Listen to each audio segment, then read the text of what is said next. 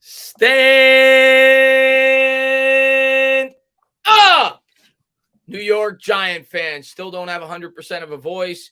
Started my new job 2 days ago, so still getting back in the swing of things with that. But talked to Mike on the way back home. We do a weekly live show. We did it last year during the regular season. We did preseason on Mike's show. We did our preseason recap and, what our expectations going into the year. And we'll talk about some of those expectations and at least how they played out in week one. And we're on this channel this week. We'll be back on Mike's channel next week. Links in the description below. Definitely go over there and check out Mike, man. But what's up, Mike?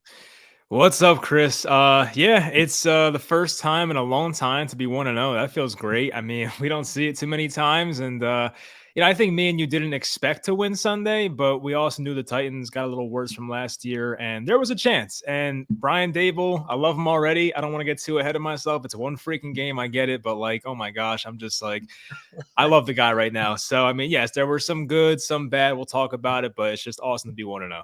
Yeah, we're definitely going to get into Daboll for sure. Just want to say hello to a couple people in here, and then we're going to dive right into the conversation. Cletus, what's going on? Mr. What's going on? Mike Nixon in the chat. Andrew Christopher in the chat. Jordan Johnson in the chat. Michael in the chat. Matthew in the chat. Ryan D in the chat. JC Silva in the chat. Andrew Christopher. Will Figs. Gio, amazing guy. What's going on? Thank you to everybody for being here. Real quick, there's a hive. He says, "You're Chris. What's good, bro? Hey, man, I'd love to throw around some noob videos and grow a channel. Advice on tech end. Let's go Big Blue." Mike, any advice? Your tech's probably better than mine. So any advice on your end in terms of the tech aspect of YouTube? I'm probably the wrong guy to ask. I'll tell you the right guy to ask. Authentic, he's in the chat. He has a great channel when it comes to tech. He does a really good job with that. But I mean, in terms of the programs I've used in the past, OBS, I have to install the new version. I use StreamYard at this point to make videos, and obviously I have a green screen. Nothing crazy. I try to use the new mic every now and again, but I don't know how to do the volume control, so sometimes it sounds crazy. But most important thing, just do something that you love talking about. That's the most important thing, in my opinion. Before don't even worry too much about that. Just get the channel up and running. Start talking about the team that you love, and then worry about that as the channel starts to grow. That's my best advice on that. Lou, what's going on, man? Thanks for popping the stream. What you say? What's going on? Jaden, what's going on? But I mean, most beginners have this mic, Blue Yeti. Yep, I had that. Well, it was my brother's. I got a lot of hand-me-downs. I'm the older one, but I get the younger one's hand-me-downs. It's how my family works. But yeah, it got the job done. I go back and listen to my old audio, and it's like, oh, that sounds terrible. I'm gonna get a better mic probably in a couple of weeks because your audio is definitely better than mine. No, I like this mic. It's a Shure. I don't know what it's called. I'll send you a link if you want it, but I forget how much it is, but it's definitely worth it. Yeah, you said your voice sounds good, man. Thank you. But let's jump into it. Preseason. Let's talk about it first. We got to start with Barkley. Then we're going to get into Daboll. Preseason, you and me both said on that video, we expected Saquon Barkley before the year started to have a mega year this year. Mm-hmm. We were both buying the Saquon train for all the different variables. The new scheme. He's 2 years now removed from the ACL. Contract year, even though I don't think he's the type of player that I worry about in that aspect. I don't think you see that guy's body. You see the way he works out. I think he's always motivated. He's not motivated because it's a contract year. But everything, the whole culmination together, he just seemed extra motivated, looked good in training camp.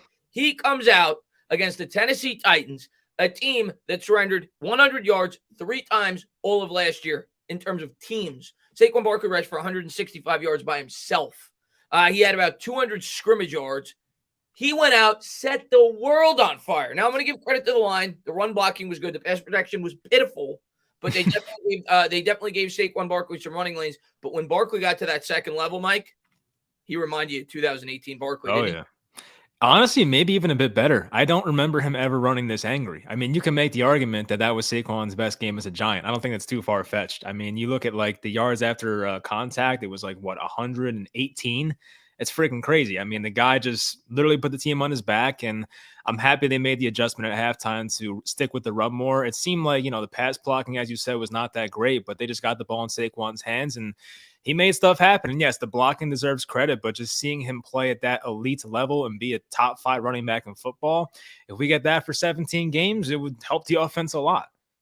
Big time. I think he's the weapon the offense is going to revolve around this year. And to a much smaller degree, I'll just throw this in there, and maybe kudos to the offensive line. Matt Breida actually looked pretty good. He didn't look like Saquon Barkley, but he averaged 5 yards a carry, and he looked like he had burst. The Giants' ground game, and we're going to go to Daboll now.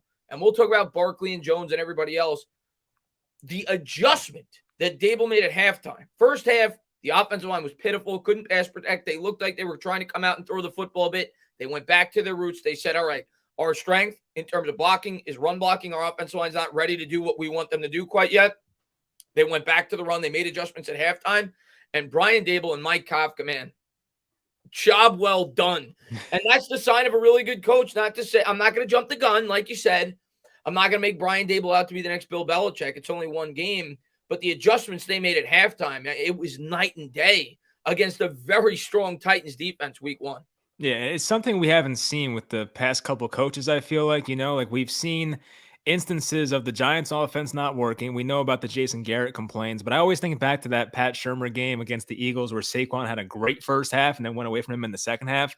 That stuff comes to mind. So to see in the first game of Brian Daboll to just make that adjustment, it's great. And I feel like we finally have a coaching staff that gives us an advantage. That has not been a thing for the Giants in a long time. So to have like the coaches put the players in the best position to succeed and play to their strengths, I mean, that's what we need. We know the Giants are not going to be the more talented team most weeks. Maybe this upcoming week, but like for most weeks, the Giants are going to be down in terms of talent. But if they can be coached right and once again play to their strengths, they can stay in a lot of these football games. And sometimes, a guy misses a late field goal and you get yourself a victory. So at least they'll be in the game now. Yeah, and you talk about the adjustments.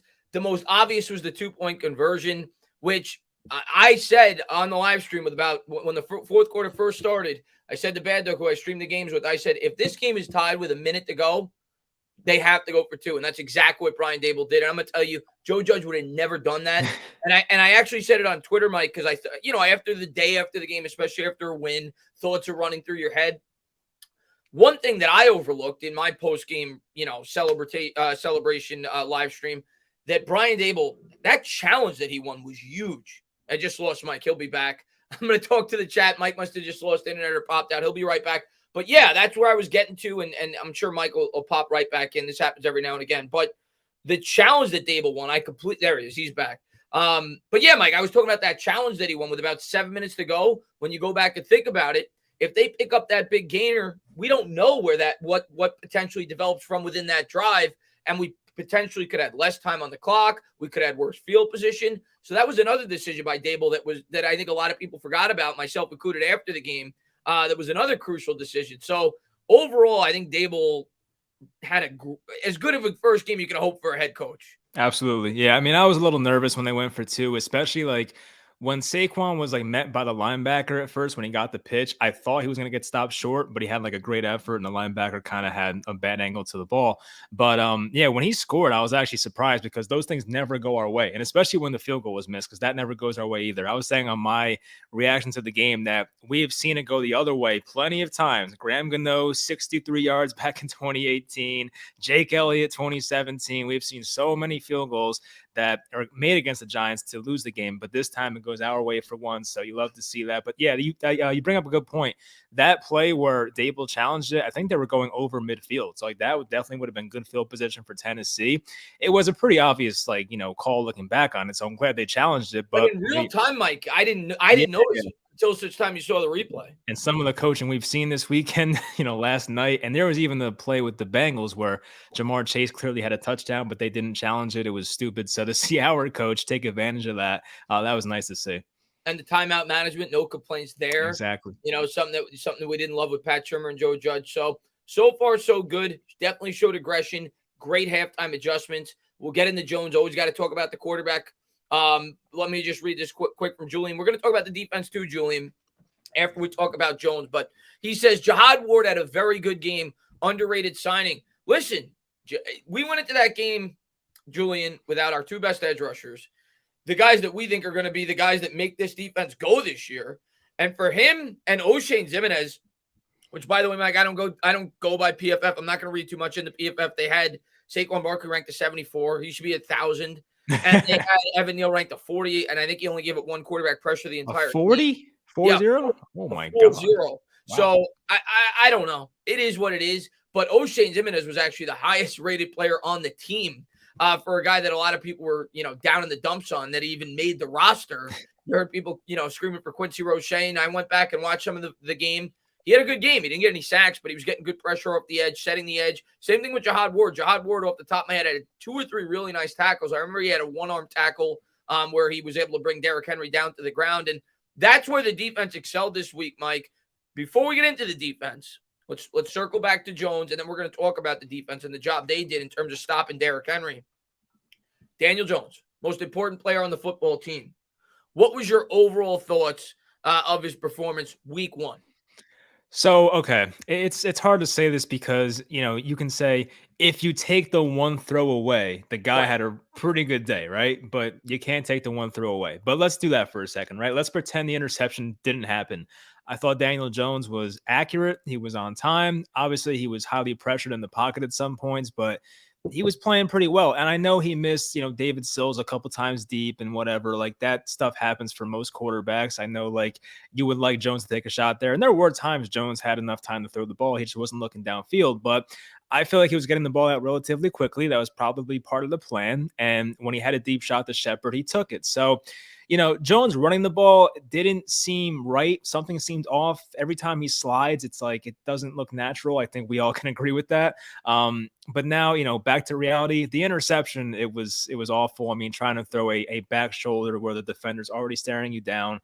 In that kind of situation, inside the opponent's 10-yard line in the end zone, it just couldn't happen. And at that point, I thought we were going to lose the game. So I'm happy that it didn't really come back to bite them too much. But in that situation going forward, that can't happen. I think Daniel knows that. I know he fumbled as well. Can't blame him for that. I think that was Izuda who gave up the pressure there, and Simmons had him beat. So it is what it is. But yeah, Jones overall, like, it wasn't a fantastic day. They didn't win because of Daniel Jones, but he did enough. It was kind of like Jimmy Garoppolo. It was one of those days. You know what I mean? Like, he just did enough and put them in a good enough position to stay in the game and eventually win. Yeah, I agree. Listen, the mistake that he made is inexcusable. It's indefensible. Even the biggest Daniel Jones homer can't defend him off that throw. That was a play, I think, when you go back and look at it, I don't think he made the wrong read. You had Barkley on a mismatch. You tried to take advantage of it, but he waited too long to throw the ball. And at that point, once you hesitated, just throw the ball away, take the 3 points. I understand it's third down. You're trying to tie up the game. Just take the 3 points. You cannot afford to make that mistake. We all recognize that. Quarterbacks are going to make mistakes. That was a crucial one, though. In the red zone, right after you recover the fumble, that can't happen on a consistent basis this year. But what I liked, one, I loved what Daboll did on the sideline. He lit into Daniel Jones. He gave him tough love. But I liked that Daniel Jones rebounded. I liked that he had that, he's lucky he got that opportunity.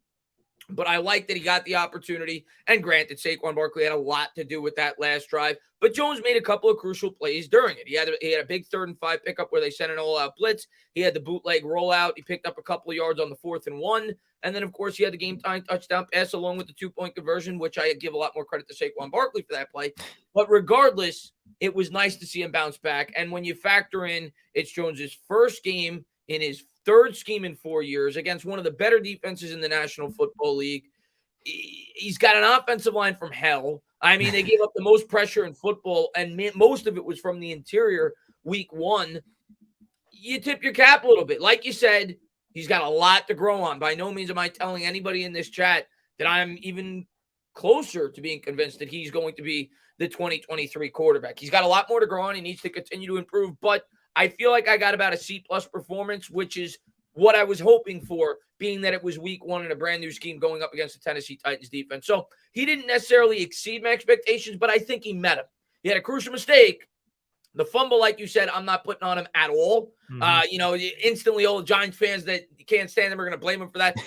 The guy couldn't even finish his drop back. You can't anticipate the guard getting destroyed like that before you even finish your drop back. So I'm not putting that fumble on him at all. The interception was completely his fault.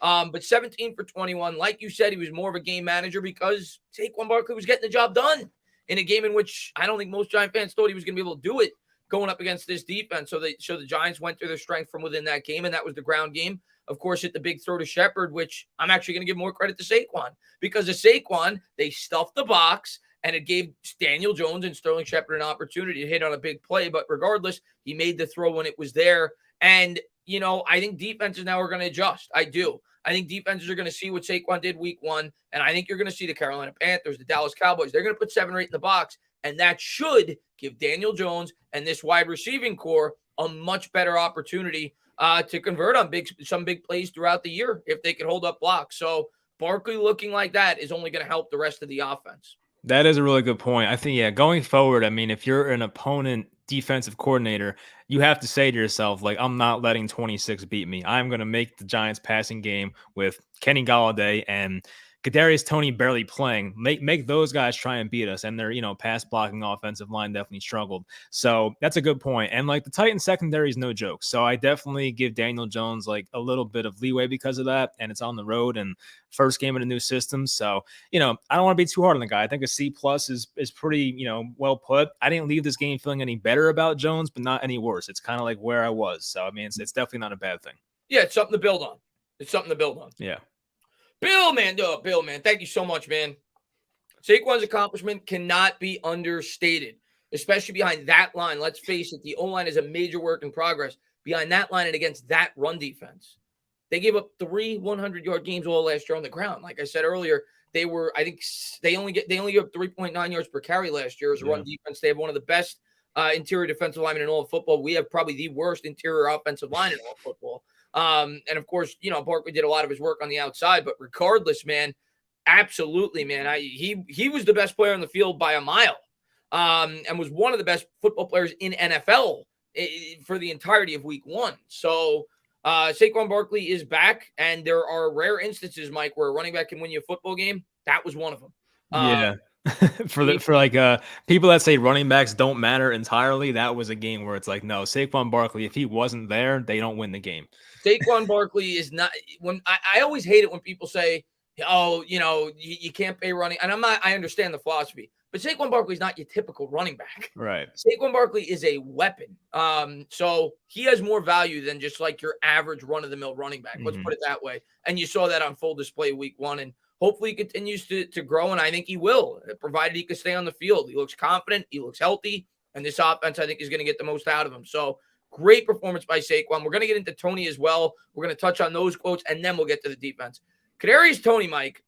I'll get to those super chats after we talk about Toney. I want to pull up a couple of these quotes first, and then we'll get into the conversation. I showed these a bit before we went live to you. I want to read these, and then we'll get into the conversation. Bill, man, thank you again, man. I really appreciate it, buddy. But so this is what Brian Daboll asked about Kadarius Toney. Now, Mike, Toney in the game only had 7 offensive snaps, and apparently it wasn't because he was unhealthy, and apparently it wasn't, when you read these quotes, because he wasn't familiar with the playbook. But let's read it real quick.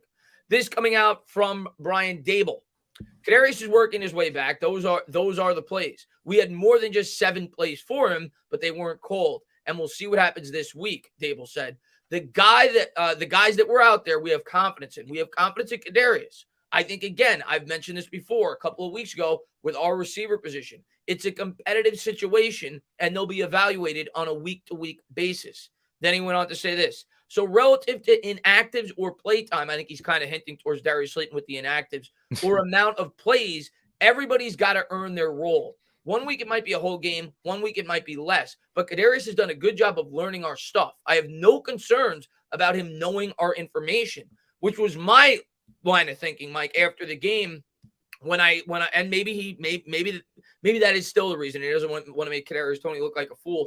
But that was my line of reasoning after the fact when I found out he's saying that he was completely healthy, because he did miss some time in training camp. He didn't play the preseason game. So at first I thought, all right, maybe it's a health thing. They didn't think that he could play a full allotment of snaps. They kind of used him as a diversion, and maybe that's still the case. But then you hear, and then after I heard he was completely healthy, I said, all right, well, maybe it's a playbook thing, because this is a guy that, same thing, barely played in the preseason, barely played in training camp. So maybe they felt like week 1, they were more comfortable with Richie James and, being that he's acclimated to the playbook. But at least according to Daboll, that doesn't seem to be the case. Yeah, I wasn't really expecting Richie James to play the Kadarius Toney role coming into Sunday, that's for sure. But yeah, there's a lot to say about this. I mean, I know license plate guy had the tweet, the video of Toney pacing back and forth on the sideline. He did not look too happy, and we're all wondering what the hell's going on here. And I know some of this could be coach speak. I don't know how true things coaches say are after the game, but maybe they were frustrated with him, or maybe they didn't like how the training camp and preseason went and the injuries and things like that. I don't know what it is, but I think we all can agree that, Toney is the most talented Giants receiver on this team, and it would benefit the Giants to put him out there. And I thought Richie James played pretty well, but he's no Kadarius Toney. And then the 2 times Toney touched the ball, we still saw how talented he was. Like the first time, made 3 or 4 guys miss. The second time, he was supposed to be a quarterback, and then he pulled it back and did a completely reversed field and still picked up 4 yards. Like the guy is a human joystick, as we know. So it would benefit the Giants to have him out there. It's frustrating. Maybe it's one of those situations where his snap count just keeps increasing week by week. But I don't know. Seeing the guys we have out there sometimes with Richie, James, and Golladay not playing that well, it's I just want Toney out there. So I hope this situation sorts itself out. Yeah, I don't know what to think of it now. Daboll's maybe he's in the doghouse. We heard the rumors before the year started that the Giants were at least entertaining trading him, and we kind of brushed that off as nonsense. And maybe it still is nonsense. And I guess we'll get a better idea this week. It's week 2, and if you don't see Toney out there for a lot more snaps, you have to start to think, what the hell is going on here? I do believe Daboll, though, when he says guys have to earn their spots and all that. I do believe that, because I do, look at them talent wise. I think Darius Slayton's probably a top 5 receiver on this team, and obviously so is Toney. So maybe he's not kidding around. He saw how well David Sills played in the preseason and said, I want that guy in there. And same with Richie James.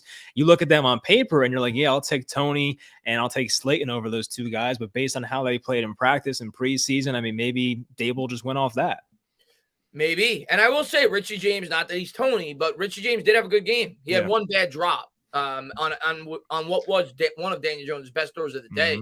And it was a crucial play at the time. He had one bad drop, but overall looked really good in the punt return game. He had one bad punt return where he kind of danced too much. But outside of that, he had 2 really good punt returns where he helped flip the field position, one of which was on that last drive. I think he had about a 22, 23-yard return on the game time. Well, the go-ahead drive, actually, being that they went for 2.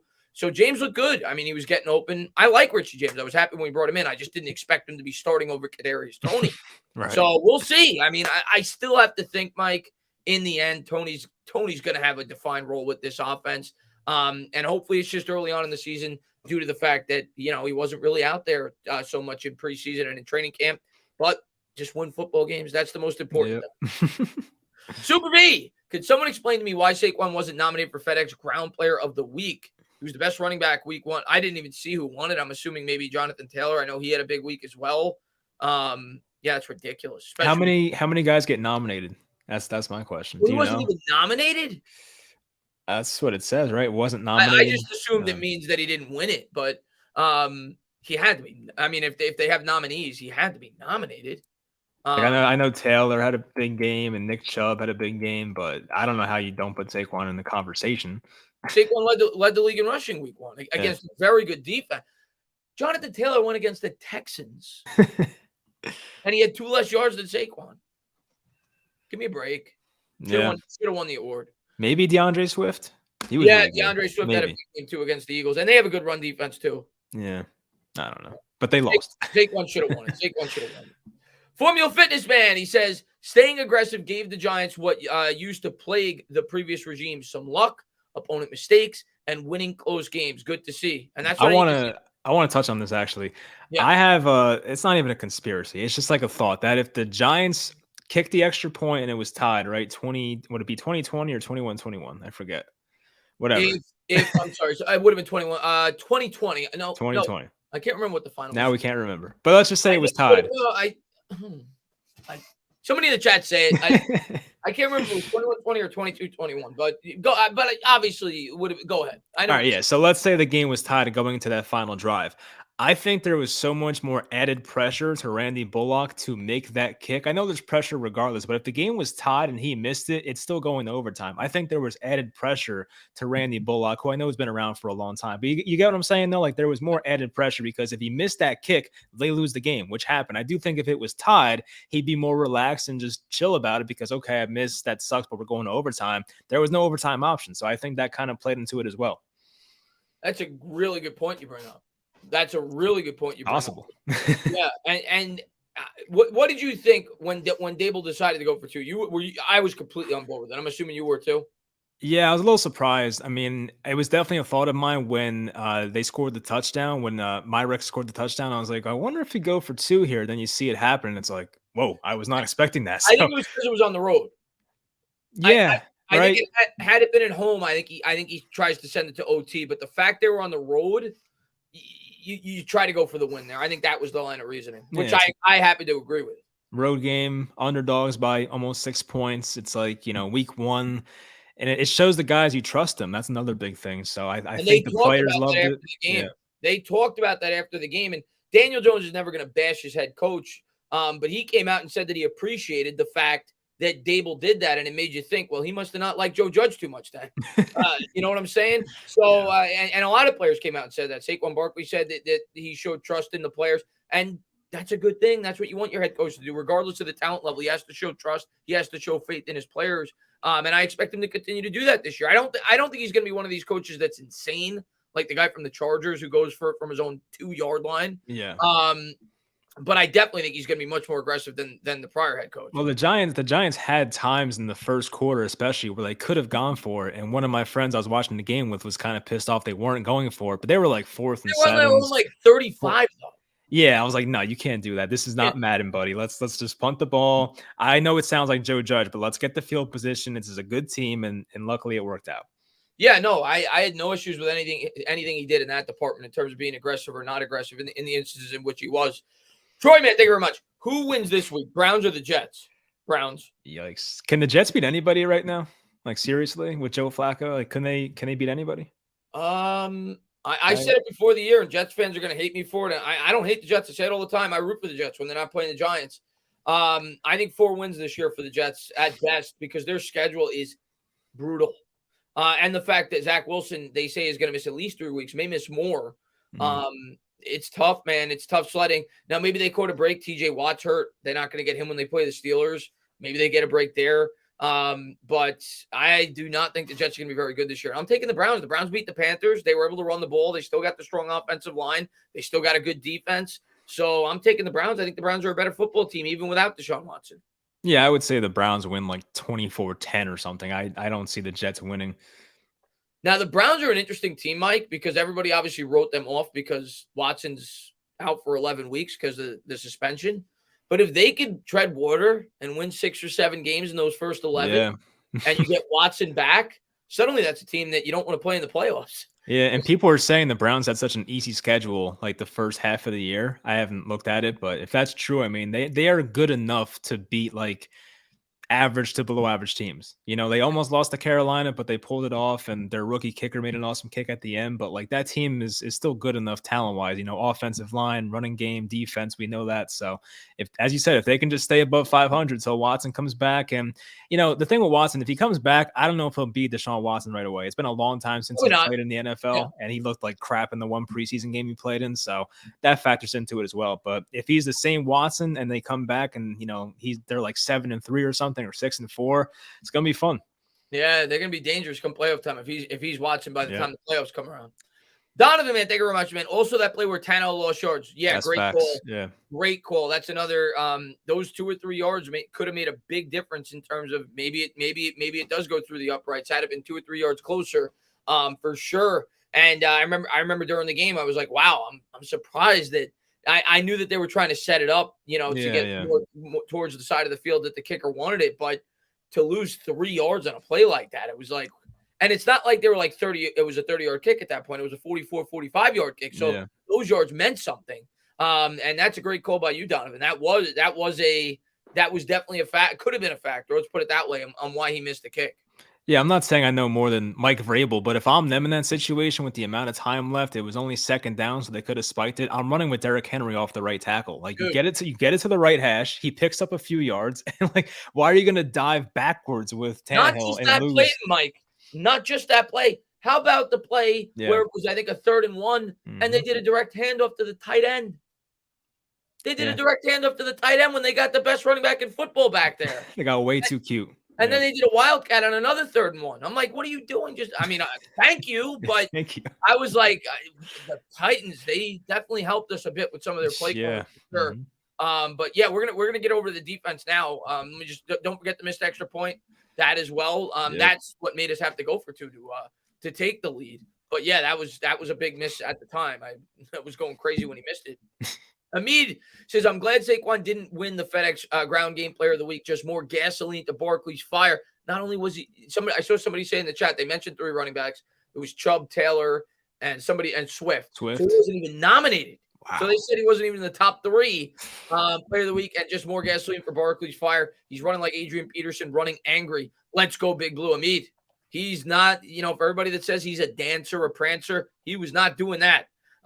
He had his explosive plays, but he lowered the shoulder. I even said it on my post-game live stream. There was a play later in the game. I don't remember if it was on the last drive or the drive before it, where he caught up ass, and he didn't even gain any more yards after first contact, but there was like 3 Titans, and he was still pushing until the last whistle. I'm like, this is the Saquon we've been looking for. He was running hard. He was running with a purpose, and he was running with that Saquon explosion. He had the fastest speed, I think, of any running back week 1 in terms of a single play. He was over 21 miles an hour.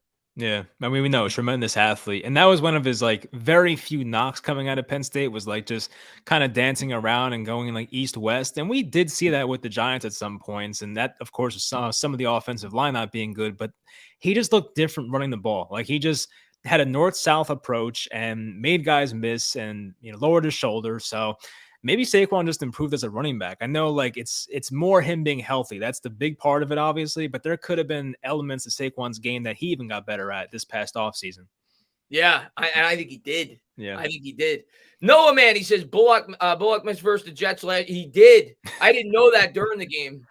But yeah, people told it to me after the fact that he missed a similar kick against the Jets last year. That was the overtime game, right? I think. Speaking of kicks, and we're sticking with the Giants, believe me. You watched that game last night. What the hell were the Denver Broncos thinking?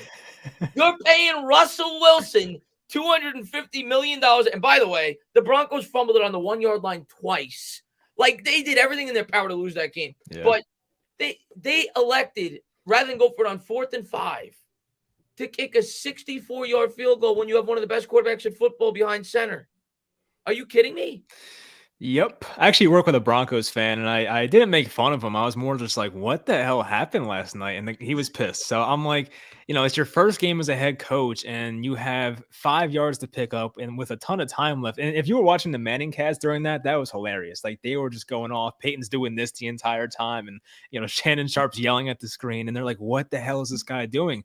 I mean, they let like a full 40 seconds go off the clock with 3 timeouts left, 4th and 5. And, you have Russell Wilson, as you mentioned, some very talented pieces, and you're just like, all right, let's just go for a 64-yard field goal. And McManus can make those. We get it. But, like, that is such a low probability as compared to getting 5 freaking yards. Whatever. Against the Seahawks. It's not like the Broncos were having trouble moving the ball. Like I said, they should have had 30 points at that point. They fumbled on the 1-yard line twice. So they were moving the ball on them for the majority of that game. Like, what are you doing? I'm happy for Seattle, though. They're probably so happy about that. I was actually surprised about this, Chris. Like, were you surprised that they booed Russell Wilson? Because I was. I was blown away that they booed him. Yeah. It made no sense to me. It made no sense to me because this is a guy that won your Super Bowl. He went to 2. He was a class act during the whole time. He was the only reason your franchise was relevant. He stuck around while your team continued to put together horrible roster after horrible roster. He had one of the worst. I frequently compared Russell Wilson to Eli Manning second half of his career because Wilson inherited a similar situation to Eli early on where they had a good team around him and he had early success. And then the second half of his career, they completely failed him. The difference is Russell Wilson got his ass out of there, to what he thinks will be greener pastures. But I couldn't believe that they booed him. The guy was a class act his whole time there. I thought it was a disgrace. I mean, 9+ wins every year from 2012 to 2020. You would think you'd be thankful, but I don't know. Disgrace. Yeah. Blake, man, thank you very much, man. Judge would have opted for overtime, then deferred possession. The Titans lost the game in a way we normally lose. Nice to be on the other side finally. Yeah, you got that right, Blake. It was kind of reminiscent of the Bucs game, Daniel Jones' debut start where Game missed the kick. I think that was a much closer kick, though, against Tampa. It was like that was like 36, yeah. Yeah. But it was kind of reminiscent of that. But we got lucky. Usually we don't. Last year we had the guy jump off sides. And Shoot Carter, thank you, man. He says, I'm worried about the team's momentum once we're on the MetLife turf. Bless the knees and ankles. We're going to dive into that too, Carter, throughout the stream. We still got to recap the defensive side of the ball. We're going to start there now, and then we'll talk about some of the upcoming schedule. A lot of Giants fans are starting to say, oh, my God, this team could start 4-0. Calm down, calm down, relax, one game at a time. But, Mike, let's talk about the defense. It was kind of hinted at earlier where he brought up Jihad Ward.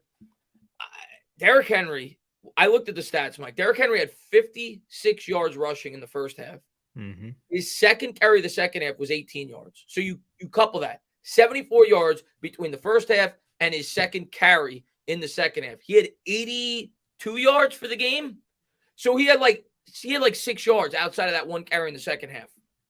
The defensive effort to stop Derrick Henry in that second half was insane. For them to be able to do that, the New York Giants defense in this game played as good as you could have hoped for. And I recognize they gave up the yards at the end. Listen, you don't have either one of your edge rushers. You got Aaron Robinson playing on the outside, who actually, I didn't call his name too much. He had a decent game. Darnay Holmes, on the other hand, not so good over in the slot. But the defense, man, and I guess you got to give Wink a lot of credit here, did a hell of a job slowing down Derrick Henry.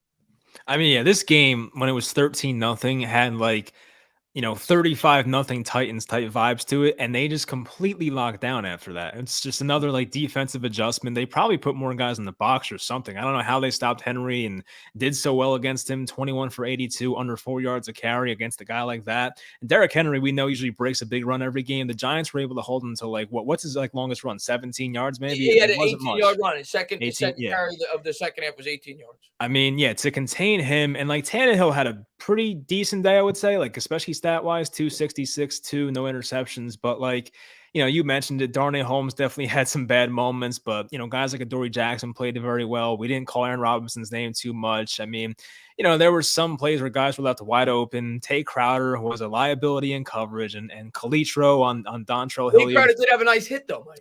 He did. That was awesome. Actually, it's funny. I went over that in my preview, and I went over how big Tay Crowder was compared to Derrick Henry. Derrick Henry had 12 pounds on him, and here I was making fun of how big their running back was compared to our linebacker, and our linebacker knocks him on his ass. So, shame on me for saying that, but that was a great hit.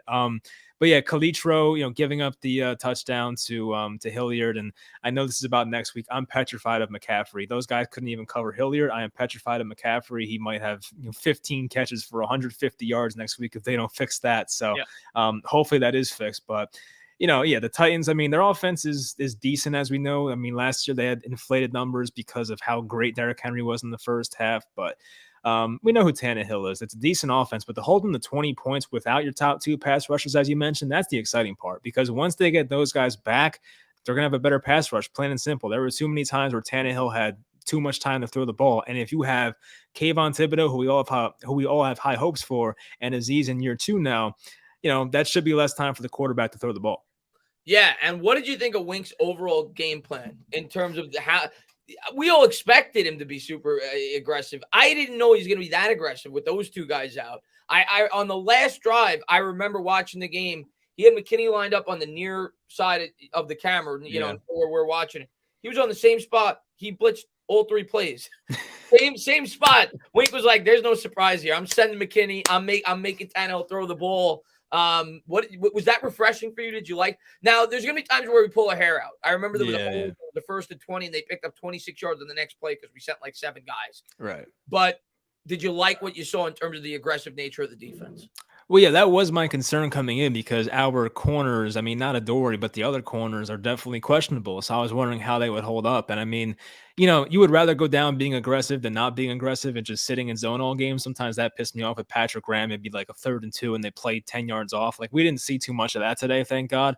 But, with Martindale, I thought he called an excellent game, honestly. I mean, things worked out in his favor on some instances, but you mentioned the McKinney play, 3 slot blitzes in a row, and I think they all worked out pretty nicely. I think the biggest gain they had was an Austin Hooper flat catch for 4 yards, you know what I mean? And the other one was a throwaway. So that kind of stuff worked. And as you mentioned, it will get them in trouble sometimes, and there will be times where Aaron Robinson gets completely torched and they're sending 7 guys and then it's over. But as long as it's working out, I mean, I'm fine with it. I thought he had a great game, honestly. And the other thing I noticed in the game, there was at least 2 or 3 plays where Wink was just in Tannehill's head, because there was like 2 or 3 plays where the Giants sent 7 guys, the Titans completely picked it up. And I'm watching the game in my head. I'm like, Tannehill's going to hit a bomb here. And Tannehill got rid of it quicker than he should have, because he just felt like they were going to get pressure because they sent so many guys. Right. Now a better quarterback, that's probably not going to happen. They're going to stay like Aaron Rodgers, right? But well, he didn't look so good week 1. We'll see. But he didn't look good week 1 the year before either. Right. So we'll see about that. But the good news, though, Mike, is we're not playing a whole lot of good quarterbacks this year. So hopefully Wink's defense keeps screwing with these quarterbacks' heads. Yeah, I mean, coming up, it's Baker. You can get in his head for sure. You have Cooper Rush for now, TBD. We'll see, and then Justin Fields, another young quarterback. So it's looking good for Wink Martindale right now. What a break that, and not that I ever root for injuries, but what a break that all of a sudden you look at week 3, you're like, we're going to be favored against the Cowboys. Yeah, it's crazy. That's crazy. Steve, man, thank you very much, man. Skip said Ezekiel is a better running back than our boy 26. Right now, or like his rookie year? Right now? I don't know about that. When's the last time Zeke had a 20-yard run? Yeah. I mean, Zeke looked decent against the Buccaneers running run defense, which is impressive, but like he ain't Saquon. I'm sorry. No. And Jonathan, man, thank you very much. Hot take: Saquon looks better and better each game, and eventually hits a mode we've never seen before. Here's what I'm gonna say, Jonathan: don't expect 200 scrimmage yards every week. That was a special performance, but if Saquon plays 17 games this year, I think he's going to do exactly what I said he was going to do before the year started. I said 2,000 scrimmage yards. I think he's going to do it. I think he's going to match his rookie year if he could stay on the field. There's no reason to think he won't. The offensive line sucked his rookie year too, and now he's in probably a better offense in terms of the scheme. He looks just as explosive as he did his rookie year. I think he's going to have a huge year for the New York Giants. Yeah. So, yeah, I expect big things from Saquon this year. And like I said, if the defense is fully committed, as I expect them to, that's going to give Daniel Jones an opportunity to succeed. Yeah. If you have to start to really respect that run game, similar to in terms of the way that teams like respect Derrick Henry. So it's only going to help the offense, as defenses make the adjustment to try to stop Saquon. Yeah, you said it. I mean, as weeks go on and Saquon continue to dominate, they're going to try to have Daniel Jones beat them. So I can't sit here and expect Saquon to have 200 every week, as you said, but like he's going to have great games this year. And I feel stupid now because I got the question in the offseason, do you think Saquon can return back to 2018? And I kind of like brushed it off and said, well, we might see 90% of that, but like, I think I'm wrong. Like, I think we saw 110%. Yeah, this was like 110%. So I was wrong about that. I think we see a more experienced running back that's just as explosive. Yeah. He just like knows the game better too. Like it's just the things he's doing and not dancing around, as we mentioned. He just seems like a more complete back this time around. Yeah, I'm so pumped up for him this year. Gavin says, I think Henry got injured early. He was reaching for his back early on. I did not see that. Rest in peace to one of my fantasy teams, if that's the case. I did not see that. Also, G-Man 2-0, book it. He did finish the game. So it couldn't have been that bad if he was hurt. Oh, actually, now that he mentioned it, I do remember them showing him on the sideline. And he may have went into the tent, if I'm not mistaken. I don't know if he did, but I remember there was a point in the game where they showed him on the sideline, at least being looked at. And I was saying to myself, oh, maybe he's not going to come back in, but he did. So, Gavin, maybe. Maybe, yeah. He didn't do anything in the fourth quarter anyway, so yeah, maybe that's why. And maybe that's why they tried to get cute with him, like we were talking about earlier, because he was a little banged up. Who knows? Regardless, so maybe he was a decoy. Maybe, I don't know. Yeah. Regardless, I'm happy we got out of there with a win. Yeah. But yeah, let's talk about our upcoming schedule.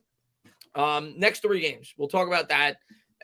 And that's it. I don't want to talk about the whole schedule. But suddenly, Mike, first off, the Giants are 1-0 for the first time since 2016. We have a winning record at any point in the regular season for the first time since 2016. Yep. And you look at this schedule now, Mike, and a lot of the NFL has to do with catching breaks, something the Giants have not gotten. Usually it's the teams versing us that have gotten breaks, right? Now you're going up against Carolina, who didn't look so good hot week 1. Definitely, I think we both agreed that was at least a pretty winnable. Not to say that I'm banking on us winning. I don't take any game for granted as a Giants fan, but I think we both agreed that was a very winnable game even before we saw our week 1 performance against Tennessee. Now you got a Dakless Cowboys team without Tyron Smith.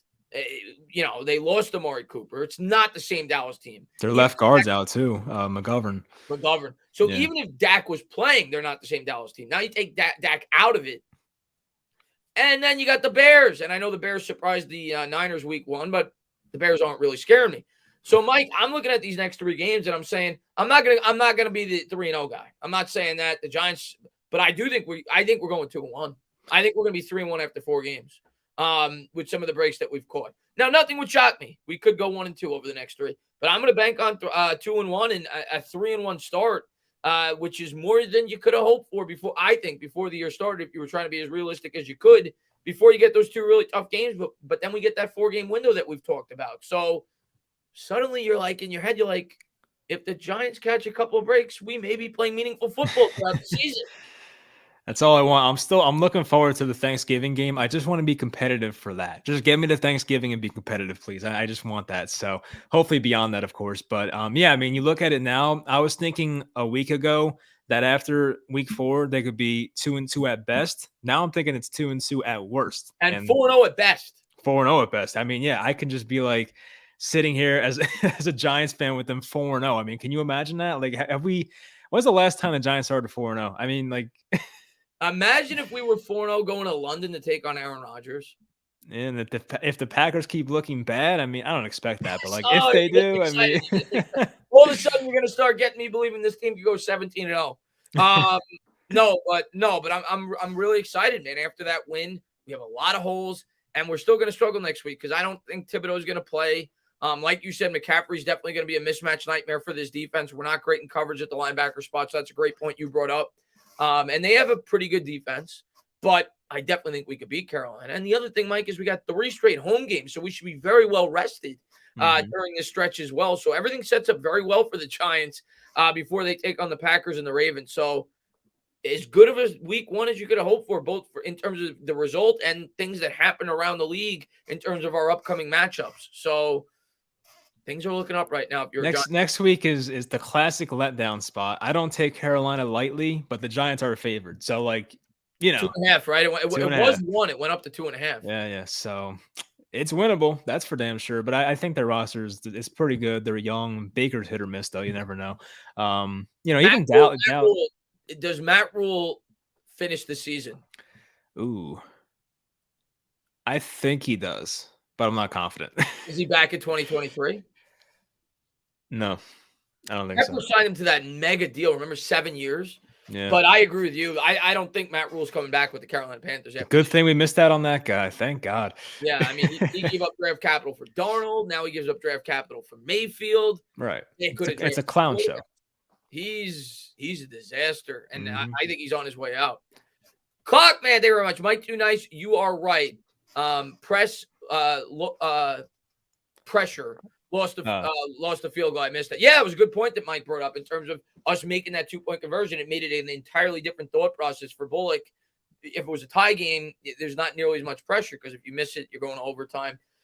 If you miss it with the Giants having a 1-point lead, the game's in the balance. So, yeah, it was a really good point that Mike brought up. I can't tell you exactly what was going on in his head, but it's just logical, right? Like you would think in that situation, it's going to make the pressure way more intense than it would be if it was tied. So, yeah, that was a great point that Mike brought up. We're going to talk to the chat, but Tana, do you think it'll be too much for Barkley? What do you mean too much for Barkley? No, my answer to you, I don't know what you mean by that, but too many carries or workload or contracts. How many carries did he have? 18? Yeah, not many. And he had like 5 catches. He had 23, 24 touches. That's what I expect him to have, between 20 and 25 touches. He's going to be the guy this offense revolves around. And being too much, no. I mean, I think he's fully recovered. I think he's the Saquon of old. Could he? I hate to say it, or maybe I love to say it. They're going to run him into the ground this year. Like they don't have him after this year contract wise. Like the Giants have no reason to lay off Saquon Barkley in any way. If he's by far their best running back, which he is, Matt Breida, as good as he was last game, we know he ain't Saquon Barkley. The Giants aren't locked into Saquon for 4 or 5 years. This could be it. So if Saquon gets injured late in the season, as shitty as that would be for him, it's not like it's going to affect Joe Shane and the front office for the Giants very much. They're going to go out there and give Saquon as much as he can handle. Yeah, 100%. And Saquon wants it. He's in a contract here. Yeah. He needs to prove his worth. Zach, thank you. He says, yeah, we talked about that earlier. Barkley not a nominee. It's ridiculous. They named 3 running backs. He wasn't even a nominee. I like that as Giants fan because it should only give Barkley more motivation. It seems like he's fed off that this offseason. You heard him talk about it in all his interviews. This should only make him feed off it more. I kind of wish PFF rated him a 60. 74 was too high. Should have made it a 40. Yeah, give him a 40. I was going to say, I didn't know what POTW meant, and I felt stupid, but now I get it. Player of the week. I should have got that. Yeah. And Big Move, man, what's going on? He says, usually we end up in the red zone and 3 points. We were 2 or 3 in the red zone. There's another thing that you gotta harp on. Yeah. The last 2 years, I let me get the stats, but I'm pretty sure the last 2 years the Giants were the worst team from within the red zone. So it's a small sample size, but against a pretty good defense, 66% hit rate in the red zone. That's a massive upgrade over what we saw under Joe Judge in that area. It was tough for them because obviously when you're in the red zone and you're within the 10-yard line, even just everything shrinks, as we know. So if you're not using pre-snap motion and just throwing off the defense and you're just running curls like the Giants did with Jason Garrett, it's so much harder to score in that scenario. But the Giants, of course, did these cool plays with the shovel pass. And I think I saw Dan Orlovsky break down the Chris Myrick touchdown, I can't explain it. I'm not Dan Orlovsky. When's the last time you saw the Giants have a guy that open, that close to the end? That's the point. It's they completely fooled Tennessee, thinking it was going to Saquon, and there was a wide receiver that motioned in and pointed to a Tennessee defender, acting like he was going to run block, and that kind of fooled them as well. And then, of course, it was a play-action pass. You can go watch Orlovsky go over it. I'm definitely not as good, but just stuff like that, just to confuse the defense. And how many times do we see Daniel Jones with wide open guys in the end zone? It doesn't happen too many times. So to see that is just definitely refreshing. Yeah. And the third down efficiency I'm looking at, we weren't too good there, which I thought would be a huge key in this game. We were only 2 of 10, but the red zone, that's refreshing. Last year, I'm looking at it right now, Mike, we only converted 44.7% of the time from within the red zone. We only had 17 red zone touchdowns all of last year. We've already got 2, so we're on pace to double that right now, but it's only, it's a small sample size, but I think that will be a much higher number this year than it was under Jason Garrett and Joe Judge, just because of the scheme alone.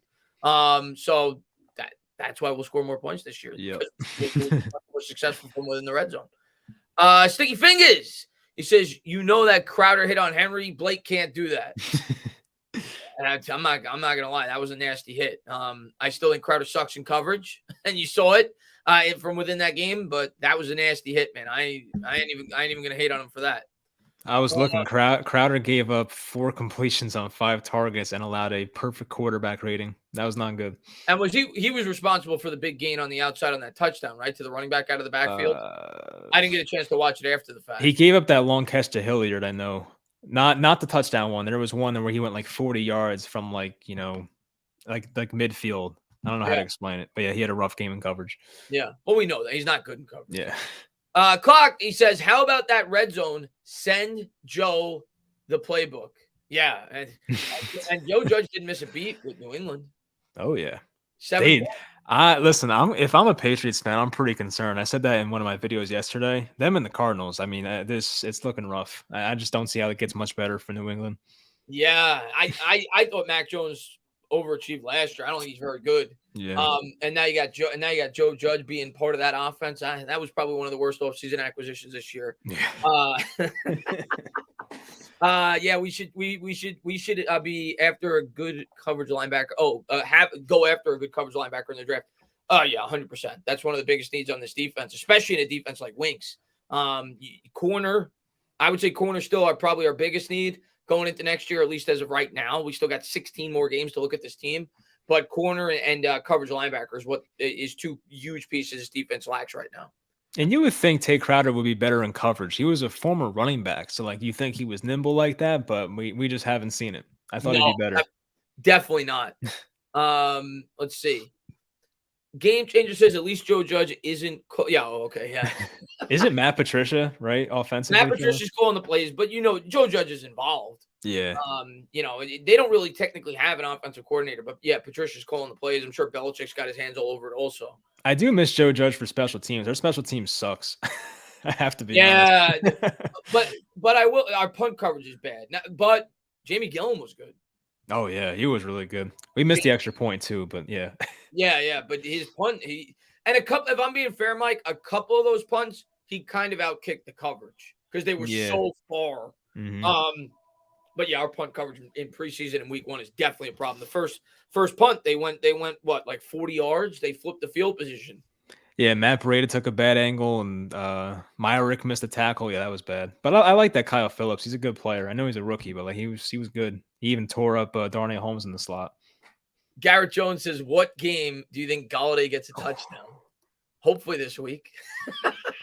I'm gonna call my shot on this one. Hold on. I'm gonna say, give me that Dallas game, week 3. I think he does it on national TV.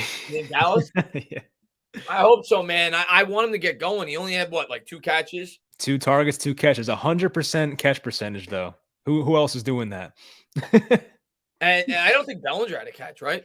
No, I don't. I'll look real quick. I don't think so. I don't think Bellinger had a catch. We only completed 17 balls and Barkley had 5 of them. No, not on here. Let's see. Barkley had 6. Barkley had 6 of our 17 catches. Richie James had 5, so 11 of the 17, just those 2 players. Shepard, of course, had the big catch, 2 catches. Golladay, 2 catches. Wan'Dale Robinson had 1 catch, and Myrick had the touchdown, 1 yard for the game, but it was the biggest yard. Yeah.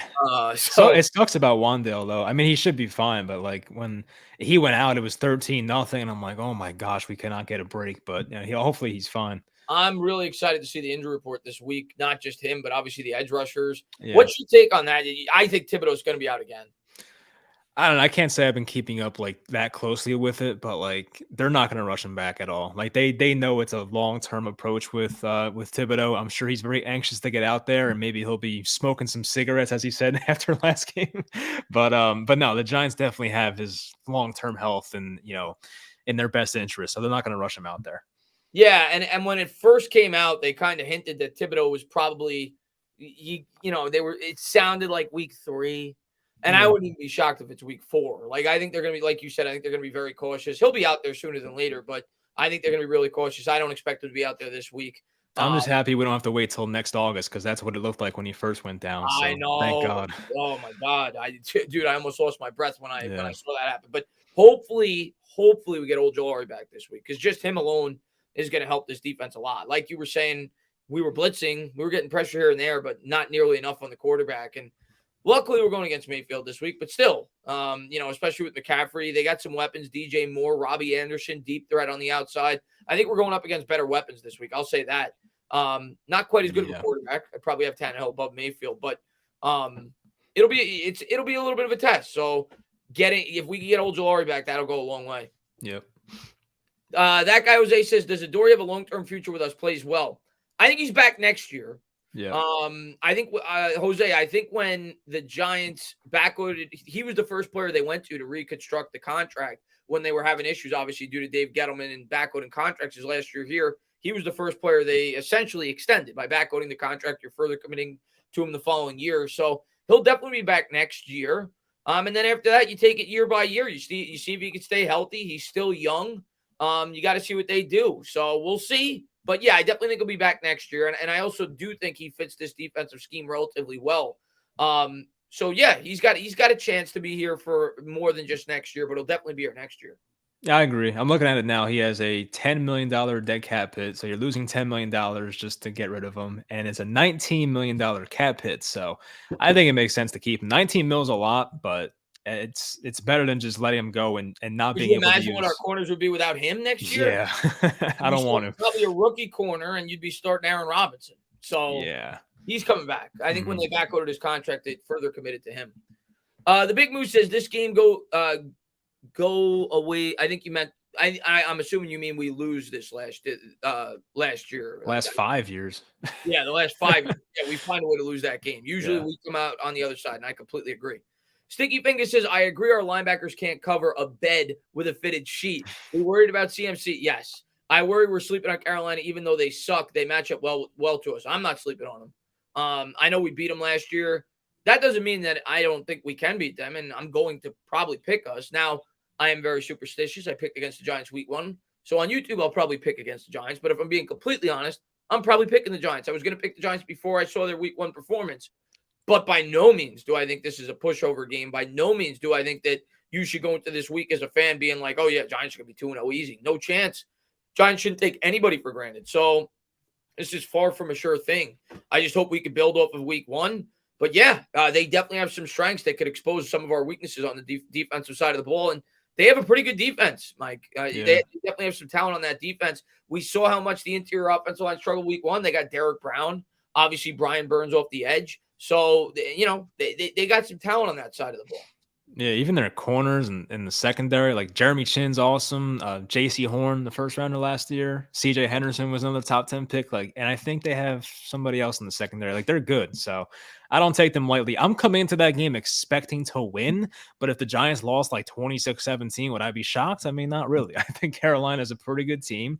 Not saying they're that much better than the Giants, but they will be hungry, though. Coming off that loss last week and the way they lost on the game-winning field goal, it sucked. And as you said, Matt Rule might be coaching for a job here. Baker Mayfield's playing for his future. They're going to be motivated. So, the Giants definitely cannot take them lightly.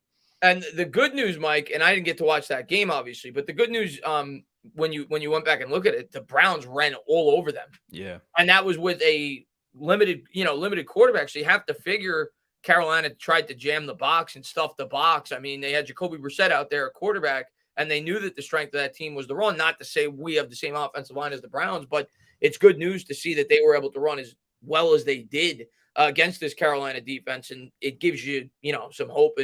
And I think logically, you think Saquon Barkley should be able to have. Not going to say he's going to do what he did week 1, but should be able to have a really good week 2 performance. Yeah, I mean, of course, the Browns' offensive line is better than the Giants, but this is what the Browns running backs did last week. Nick Chubb was 22 for 141, 6.4 a carry, and Kareem Hunt was 11 for 46, 4.2 a carry, and he had a touchdown. So they went off against the run defense. So hopefully the Giants can do something similar. And, of course, we beat them last year. So We'll see if we can do it again. Hamid, he says his guy's take Crowder is the last pick in the draft. We are getting the most we can get out of the Toyota. I'm not expecting exactly, Hamid. I mean, listen, he was Mr. Irrelevant. Like, I'm not trash to take Crowder at all. I mean, I personally don't think he's probably a long-term answer at the position, but to get anything out of a Mr. Irrelevant, I mean, the guy's been a starter for the Giants the last 2 years is good. I mean, for him to even be in the NFL, let alone be a starter, that was a very good draft pick. He's already overachieved. Like, he could retire tomorrow, take Crowder, and he greatly overachieved where, most Mr. Irrelevance, end up. They never see it down in the NFL, most of them. Yeah. So he's had a good NFL career for it, respect. Clock says the special teams first game, give it time, short hang time. Didn't they suck in the preseason, though? That's why I'm concerned. I feel like, they were really bad in the preseason. Yeah. Specifically in punt coverage. And you had the bad snap, like you said earlier. So there's things we got to clean up, and we can't expect to do things like that throughout the course of the year and win a lot of football games. We're not the type of team that could overcome a lot of mistakes. C. Justice says the 1984's records on shaky ground. Giants is coming. 1 week at a time. 1 week at a time. And 1 week at a time. I want to jump in. I want to jump in face first with all the super hyped up positive Giants fans and that are saying we're going to be 4-0. And I want to do it so bad, Mike, because in the back of my head, I'm like, we could start 4-0. Yeah. But I'm trying to rein it in a bit. I'm trying not to set expectations way too high off of 1 week. You look around and again, I think we got a good chance to win this week. I think we got a good chance to win every week the next 3 weeks. Based off the things I said, I don't necessarily think we're going to win all 3, but I think we have a good chance to win all 3 games. But you look around the NFL week 1, it's completely unpredictable. Look at all the upsets. I mean, Seattle won, the Bears won against very good football teams. Denver, 49ers, you're talking about teams that some people thought could potentially compete for a Super Bowl this year. Lost to arguably the 2 worst teams in the sport. So, there was a ton of upsets, and we'll see if the New York Giants can continue to grow. But you got to be encouraged. I'm not taking anything away from us week 1. They definitely looked a lot better than I thought they would, especially in the second half. Yeah, even the Texans tied the Colts, which was not expected at all.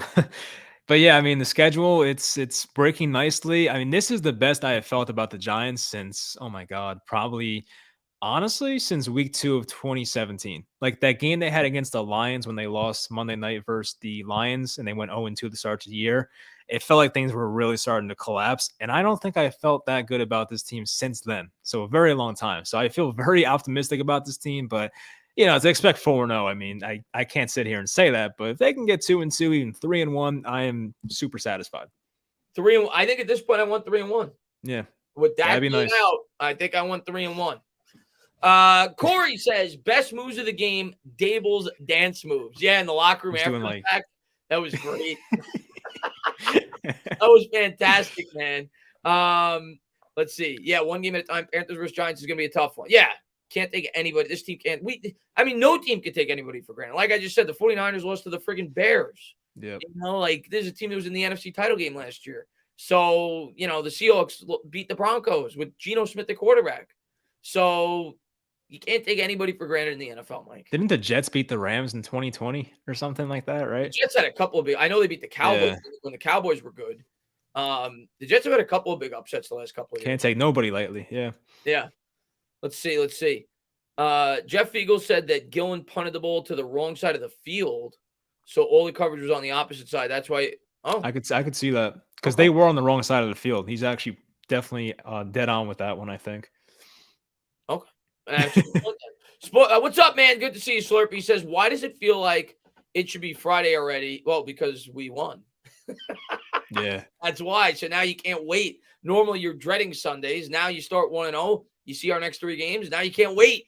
So I've been thinking about the Giants the last 2 days, every second of the day. That's another thing. Yeah, look, I'm just looking forward to it now. In the past, I used to kind of dread these games coming up, and now it's like I can't wait for Sunday. So that's nice. Mike, how refreshing is it that we didn't have to go on YouTube after week 1 and start seeing all these people ask us about college quarterbacks? Yeah. Not that I would have an answer, but like it was like even like my opening monologue was like, I have never done a Giants commentary being above 500, and here we are. It's been like 4 freaking years for me, but finally here. So it feels different, but it feels great. That alone is a great feeling for me. Yeah. As a content creator, to not have to come on here and field all these questions. What do you think about CJ Stroud? What do you think about Anthony Richardson? No, we're 1-0. I'm thinking about Daniel Jones right now. I'm thinking about this year's football team. We're 1-0, and we'll see what we can do week 2, 3, and 4. So that, to me, that in itself is nice, to not have to be thinking about the Ohio State football game week 3 if you're a Giants fan. You know how it went last year. It was so tiring. Like, oh, Garrett sucks. Fire him. Oh, Gettleman, I can't wait till he's gone. And like, oh, Joe Judge is a coward. And like, it was the same stuff. NFL draft. And like, now we could actually focus on the damn season for once. Yeah, exactly. Exactly. Dust Thunder says, so what do you think the score? I'm not going to do a score prediction yet, Dust Thunder, because I don't even know who's playing yet, for the Giants, right? I don't know if Aziz is playing. I don't know if Kayvon's playing. I don't know if Tony's playing. So, Wan'Dale Robinson. So I'm not going to make a score prediction quite yet. I'm going to wait till we start to hear things in terms of the injury report for both teams. But I think it'll be a close game. I'll say that, regardless of the injuries on either side. I think it's going to be a close game. I don't think either team runs away with it. I would right now pick the Giants 24-20, but that could change, of course, depending on who's out and stuff. And T says, 3rd downs, New York Giants 2 of 10, Tennessee 3 of 11. Stay out of 3rd down. Well, of course, especially 3rd and long.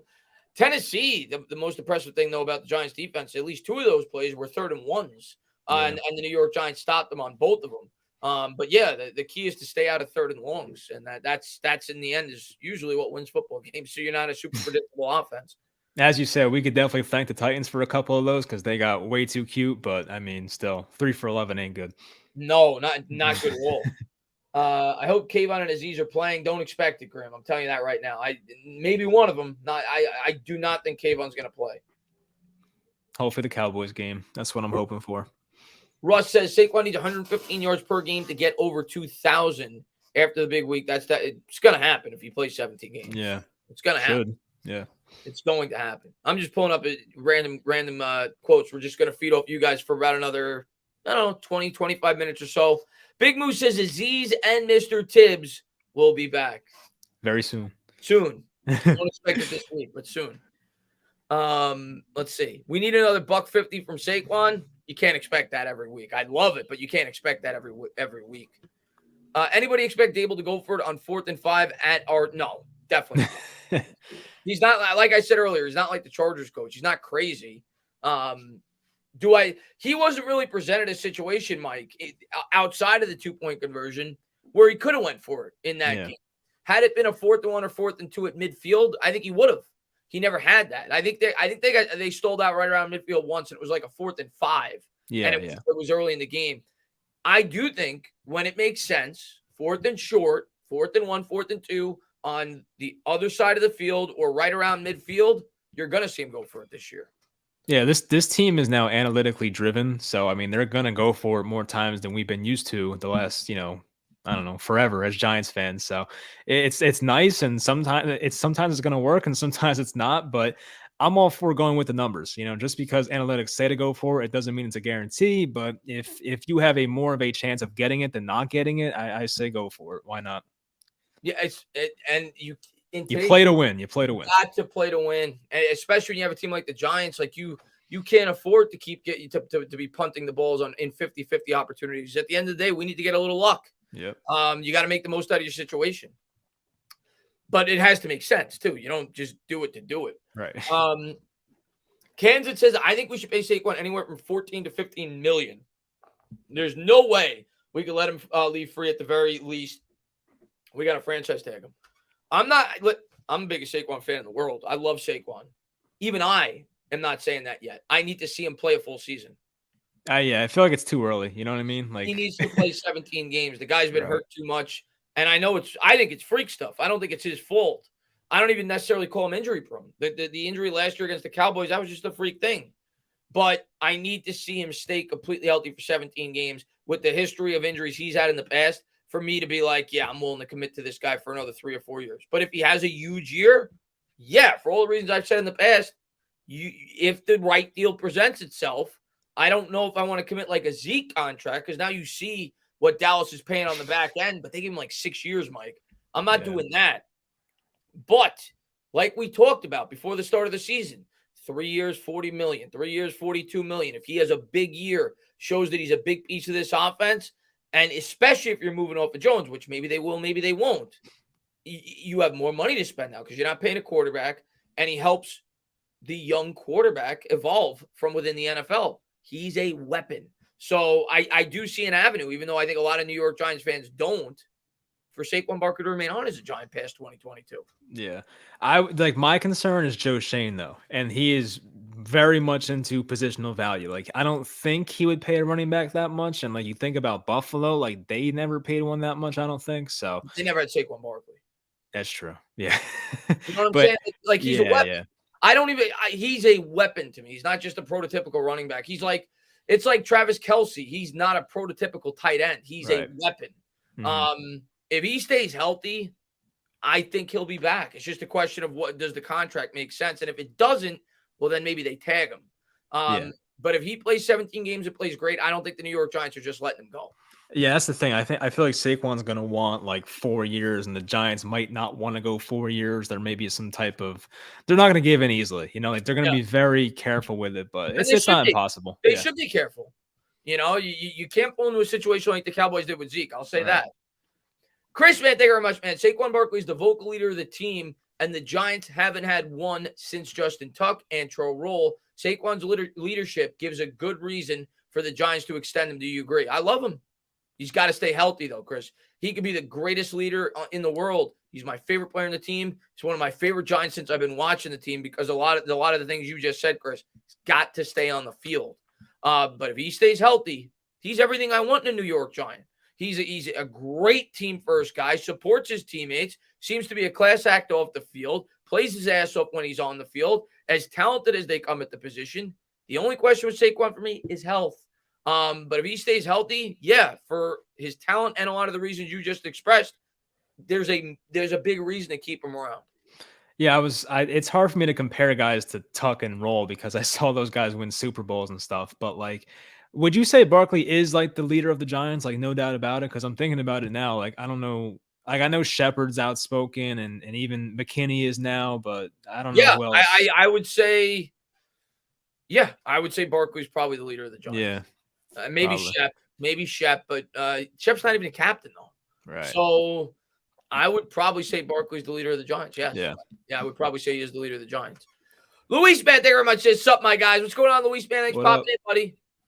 And Sticky Fingers says, if I don't see KT next week and Daboll's presser doesn't do a good job of explaining why, like he did this week, I'm turning on him. fat nuts and all. I ain't turning on him. Not after 2 weeks. I'm not turning on him. I'm going to give these guys an opportunity to coach this team the way they see fit. Now, do I think Toney should play? Yeah. Is it possible that they're not telling us the full story because they don't want to give the opposition an advantage? Maybe Toney is a little bit dinged up, or maybe they don't feel that Toney's completely, ready for the playbook. They may not say that publicly because they don't want to embarrass Kadarius Toney. So, due to the fact that he didn't play a whole lot in the preseason. So you can't just go by what you hear in the media. There may be more to it behind the scenes. But yeah, I want to see Toney this week. I think Toney's our second best playmaker. I think Barkley's number 1. I think Toney's number 2. So I want to see more Toney this week. And I have to think we're going to see more than 7 snaps. Yeah. I'm hoping for like at least 30 snaps next game. But as you said, like there could be stuff behind the scenes. There could be the Giants might be protecting, Toney and not saying stuff to throw him under the bus. I don't know. Like it could be a lot of things. But as I said, I think we all can agree he's one of their best playmakers, and the Giants are better with him than without him. As good as Richie James was, I still want to see Toney. Toney presents a different threat. Yeah. I'm going to read Pete's member chat. Pete, man, thank you, man, for being a member. He says, definitely if we have a rookie quarterback and Saquon goes for 2K scrimmage yards this year and he's willing to take $10 to $12 million, we should do that. We will do that. Yeah, they will. I think he's going to get more than that. I think he'll probably get 13 or 14, which I'm still okay with if it's within a 3-year window or a 4-year window with the ability to get out after 3. But I don't want to. I don't want to do a 5 I don't want to do a 4 or 5 year commitment. I'll do a 4-year deal with the ability to get out after 3. That's about as far as I would go with Saquon or any running back for that matter, especially once you hit 25. They typically start to break down around 29-ish. So I don't want to exceed that 28, 29-year range for Saquon Barkley, knowing that that's a possibility. So the deal's got to make sense. But before we even start to think about the deal, he's got 16 more weeks. He's got to stay on the field. Right. It's scary with running backs. Like even some guys fall off at 26, 27. Like I'm not saying Saquon would. He takes very good care of himself, but you never know with that position. But as you said, I don't want to go over 3 years. If it is 3 years, I can live with it. 3 years and under 40. Or 4 years with like a no dead cap it in the 4th. Right. That's fine too. Yeah. Yeah, it's basically 3 years. So right. Yeah, I think we're in agreement. A 3-year commitment. If Barkley is 2018 Barkley, we could get on board with that. Right. Joe Othman says, can't wait to see Thomas versus Parson, but we need to beat the Panthers. Yeah, first you're going to see him versus Burns. So we'll see how he does against the Panthers, and Parsons will be a beast. We know that. He's definitely a threat on the outside, but we got to get there first. We got to get to 2-0 before we start thinking about the Dallas Cowboys. Andrew Thomas, and I don't know how accurate this is. I think he was the highest grade tackle or left tackle week 1 in the NFL. Maybe I misread that. Mm-hmm. But, Mike, how funny is it about Andrew Thomas that 3 or 4 weeks into his career, people were saying he was the next Eric Flowers? And you remember that. Yes, I forgot, but now you just reminded me. There was a lot of Giants fans that said that. And then even after his first year, more so people in the mass media, but there were still some Giants fans that said he was the worst tackle in the draft class. And in the first round, they said Wills was better. They said Beckham was better. Now he's the clear best left tackle in the draft class. Worst plays on the right side. What a turnaround for Andrew frickin' Thomas. And if there is one guy we got to be talking about giving a contract extension at the end of the year, it's him. Yep. Lock him up as soon as possible. Well, it's year 3 already, right? 20. Yeah, it is. Get it done, man. Well, the market's lower. Give him that 5-6 year extension. I agree. Get it done. Yep. So he's been a stud. I had a lot of confidence he would get here, but it was a health thing because he got hurt his first couple of years, and of course he still could get hurt, but I just want to see him play 17 games and be in the all-pro conversation. He's been getting disrespected for a while now. Even Bobby Skinner's on this whole campaign of giving Andrew Thomas more respect, which he should, and more national attention, because you don't see him up there with some of the best left tackles in football. He does not get mentioned in that category. And even freaking Madden gave him like a 76, which is just disrespectful as hell. So he's great. Yeah. And the other thing, Mike, think about this. The guy has had a different guard playing next to him every year of his career. Every game, it feels like, yeah. It feels like every game. So, he has had no help in terms of the offensive lineman either. He's also dealt with some bad quarterbacks.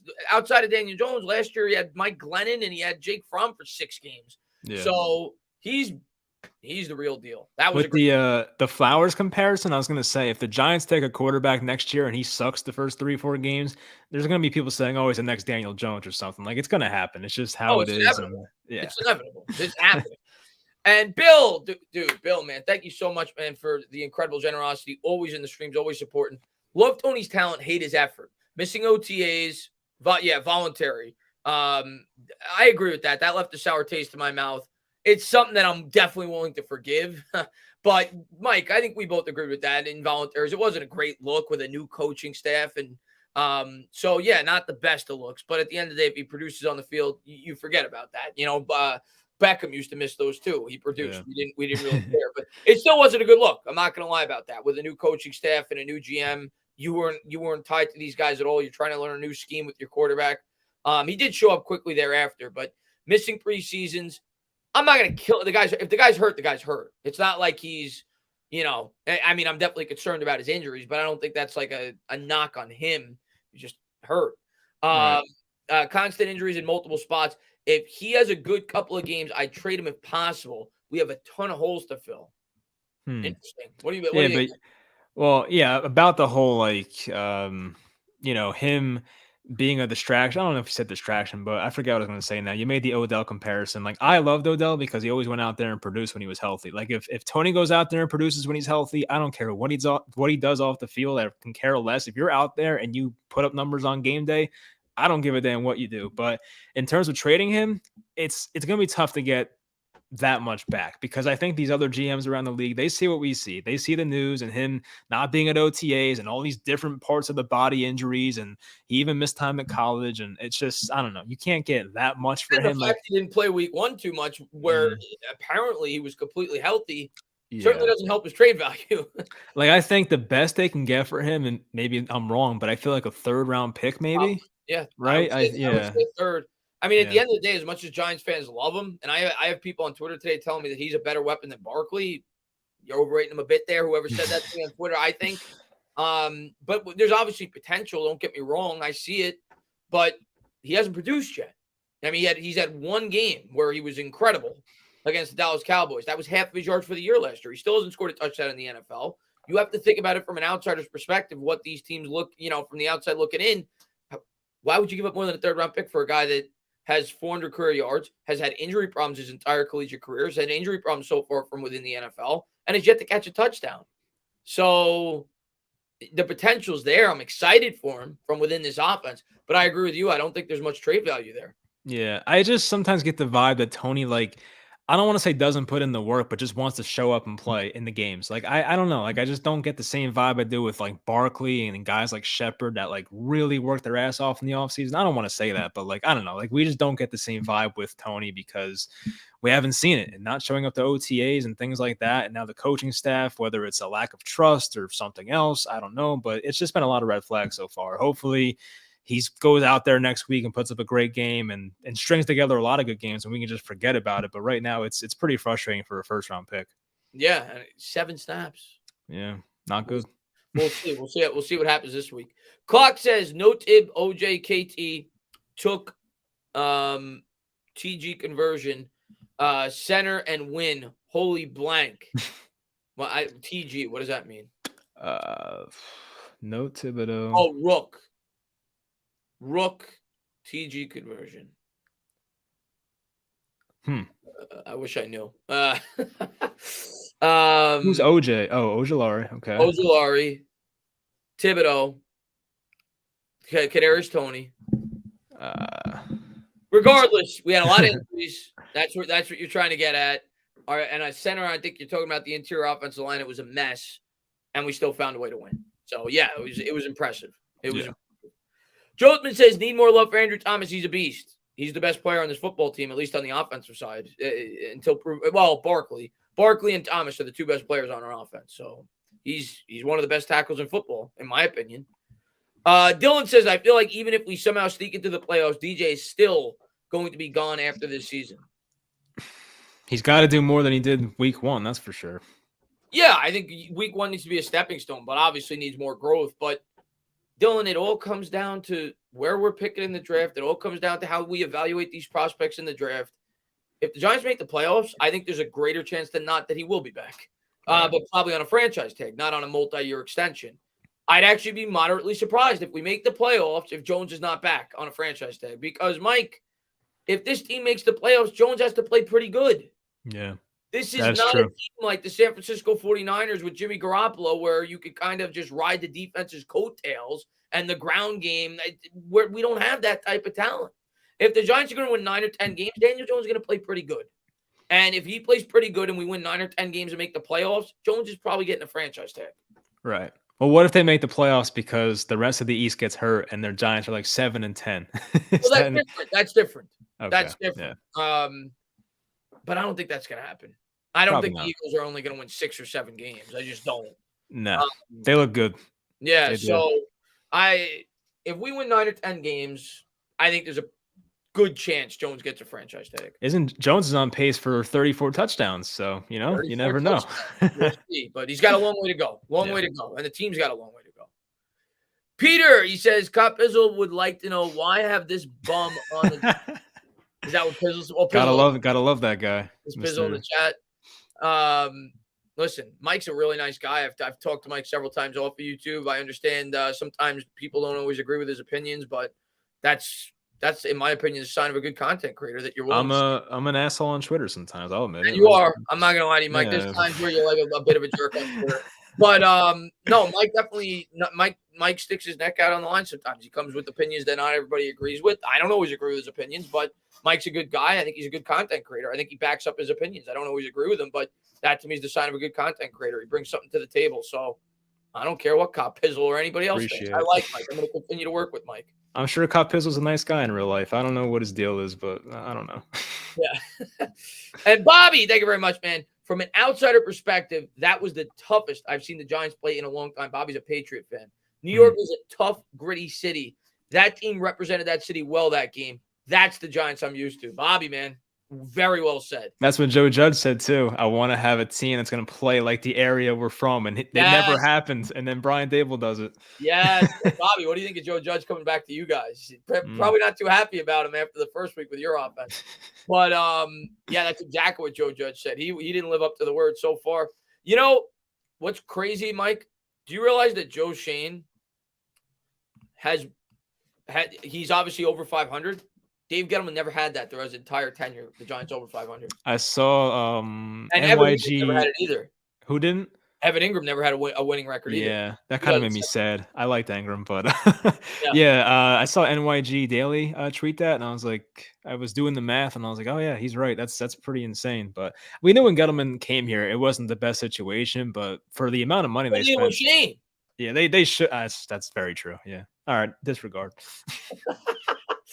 Oh, that's what you meant, Clock. You said rookie tackle and guard and converted center. Oh, okay. Well, the offensive, none of them had played together either. It was a complete makeshift offensive line.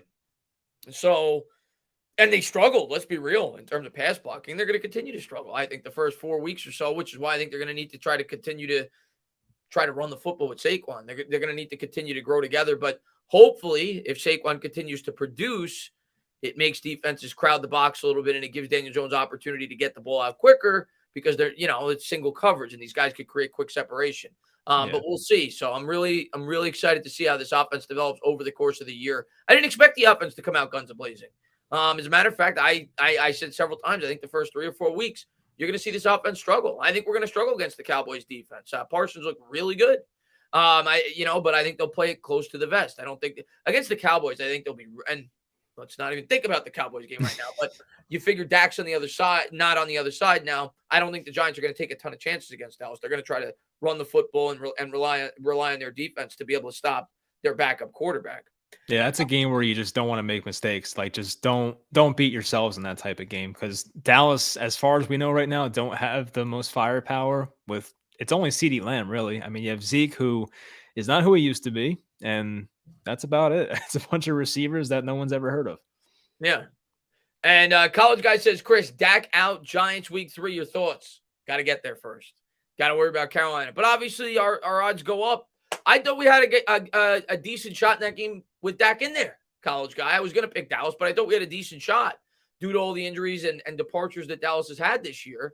They're missing their left tackle. He's arguably, no, not arguably. I think he is their second most important player on that football team, on the offense at least. Parsons is above him, but on the offense, he's the second most important player. Now they lose their quarterback. So, of course, it's a very winnable game, and it's a game we're probably going to be favored. Didn't they lose their starting safety, Jaron Curse? Is that his name? Yes, they did. That helps. And obviously Cooper, we knew that already. Right. He's no longer there. Gallup's hurt.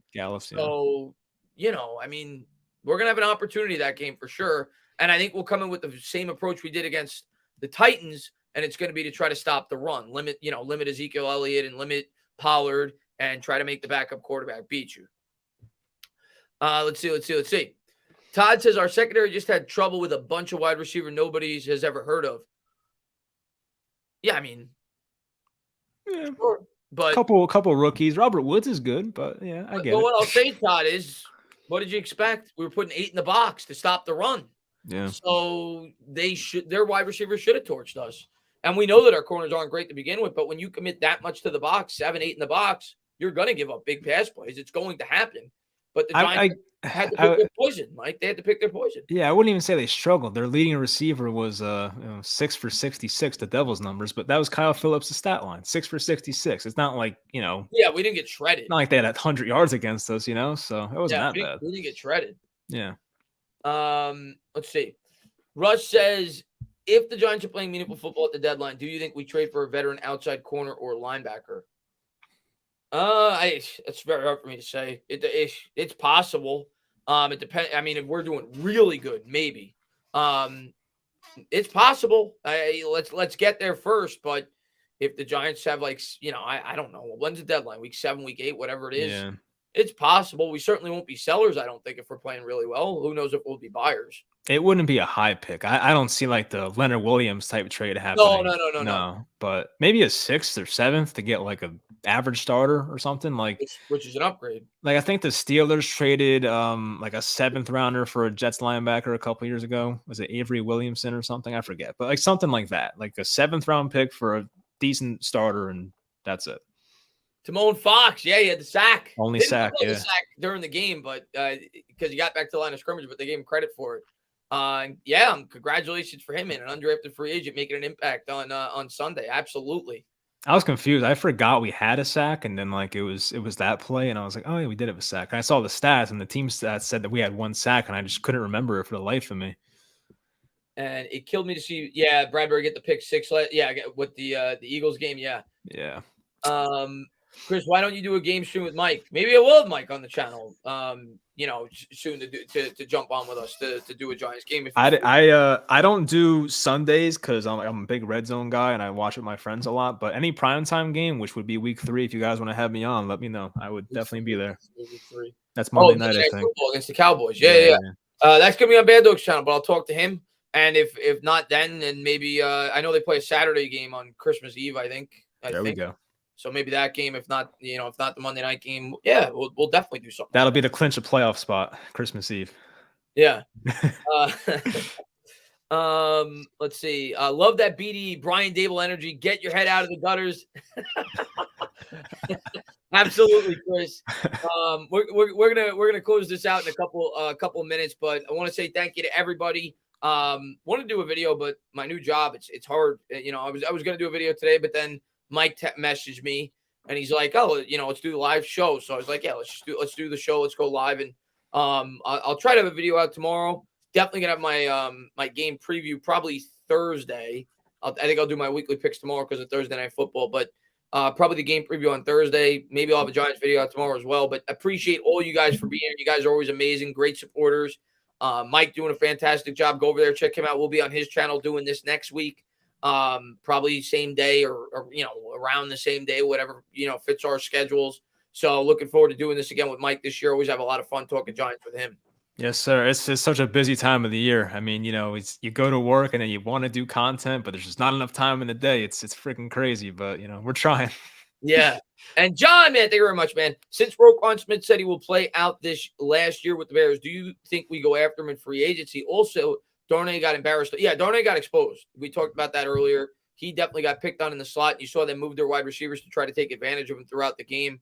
As far as Roquan Smith, I doubt it, to be completely honest with you. If I'm Joe Shane and I to my knowledge, Roquan Smith's not even that good in coverage. I don't believe. And I could be wrong on that. But if I'm Joe Shane, I look at that position as a position I could find in the second round of the draft rather than pay a king's ransom to a guy like Roquan Smith. So I think money could be better spent somewhere else in free agency, whether that be the interior offensive line. I think we're definitely going to need an upgrade at one of those three spots. And I think they will spend it on a player in free agency next year, or whether that be the corner position, especially if we could be taking a quarterback. If we are going to be, you're not going to be able to take a first-round corner. You may say to yourself, we need a more immediate upgrade as soon as possible with a defense as aggressive as the New York Giants have. So I don't think we're going to spend a ton of money at the inside linebacker position. I don't know what Roquan Smith's market's going to be, though. So I couldn't tell you. But if they're going to spend money big, I think it'll be elsewhere in free agency. I agree. Yeah, especially with the positional value stuff. Once again, like I don't think inside linebacker is like a position you want to spend that much money on unless they're like a big difference maker. And Roquan's pretty good. He's still young. I'm sure some team out there will give him a lot of money, but it's not like enough of a needle mover to give him like $15 million a year. Like I would not go that route. Yeah, and again, I don't even know what the guy's market's going to be, but and maybe they do sign a linebacker. I think there's a good chance they do. I just don't think it'll be a high end linebacker. Right. And not to mention we drafted 2 linebackers. I know Beaver's hurt, but right. Obviously they probably envisioned one of them getting a more expanded role next year. What's up, Nate, man? Thanks for popping in, buddy. Let's see. We need cornerback and linebacker badly. We need cornerback. We need linebacker. We need guard. We need center. We need a wide receiver, in my opinion, long term. We need a lot. We still need a lot. Don't get it twisted. Give Cordell Flott the keys as the slot cornerback. You may see that sooner than later, Russ. Yeah. Darnay Holmes did not look good. So you may see Cordell Flott out there sooner than later. Who was that random slot corner we had out of Penn State a few years ago? Undrafted guy. Was it Grant Haley? Yes. I couldn't remember his name. He was a tackler, but horrible in coverage. Yeah, I don't know why that came to mind, but yeah, I was thinking of slot corners. But yeah, I think like we saw with the last season, even like with the Joe Judge regime, like they gave Darnay a pretty short leash, and I was hoping they give him more. But I guess in Darnay's defense, some of Tannehill's throws were insane yesterday. The one he had to Kyle Phillips going left to right on the screen. Yeah, that I know the play you're talking about. That throw was insane. Holmes, even though Holmes had his back to the quarterback, it was tight coverage. Oh, yeah. He didn't get exposed on that play, I didn't think. But, yeah, no, Tannehill did make a couple of really good throws for sure. He might have to face, what's his name, DJ Moore in the slot at some points next week, which is tough. So and McCaffrey, potentially. McCaffrey, too. It's going to be tough. It's going to be a tough matchup for sure. Tony Gunk says, damn, Chris, why are you looking so fine? I wish your name was Tyra Gunk. But, Tony, I appreciate you popping in, man. Let's see. Will we have Saquon next year? Will he play 17 games? If he plays 17 games, my answer is going to be yes. Let's see. And Nation says, I don't understand how people want to get rid of Toney or wouldn't mind trading him. The whole reason we got him was because we don't have any wide receivers, especially after this year. I understand it because people look at it like he's got an injury history. If there was a market, there's not enough. To me, Nations, the market's not. It's not there to trade him. I'd rather hold on to him and hope that he could, reach his potential. And I think he can. The thing I worry about most with Toney isn't his talent; it's his injuries. Yeah, exactly. I think we all just want him to work out. Honestly, that would be like the best case scenario. You can't sell him now because that's just like you're selling Toney at possibly his lowest value. And as we said, the best you might get back is a 3rd round pick. And like, I don't want to go that route. Yeah. And Kevin says, Mike, why'd you leave Fireside Giants? To be honest, I like you with Tana a lot better. Well, thank you. Hey, Tana's a good guy. No, I was like, yeah, I don't know. I just wasn't ready for that opportunity. Like I took the job when I shouldn't have. And it was like, I had to go on their schedule. I mean, they're good guys. I like Anthony, Alex, but it just wasn't meant for me at the time. So I don't know. They're good guys though. I have nothing bad to say.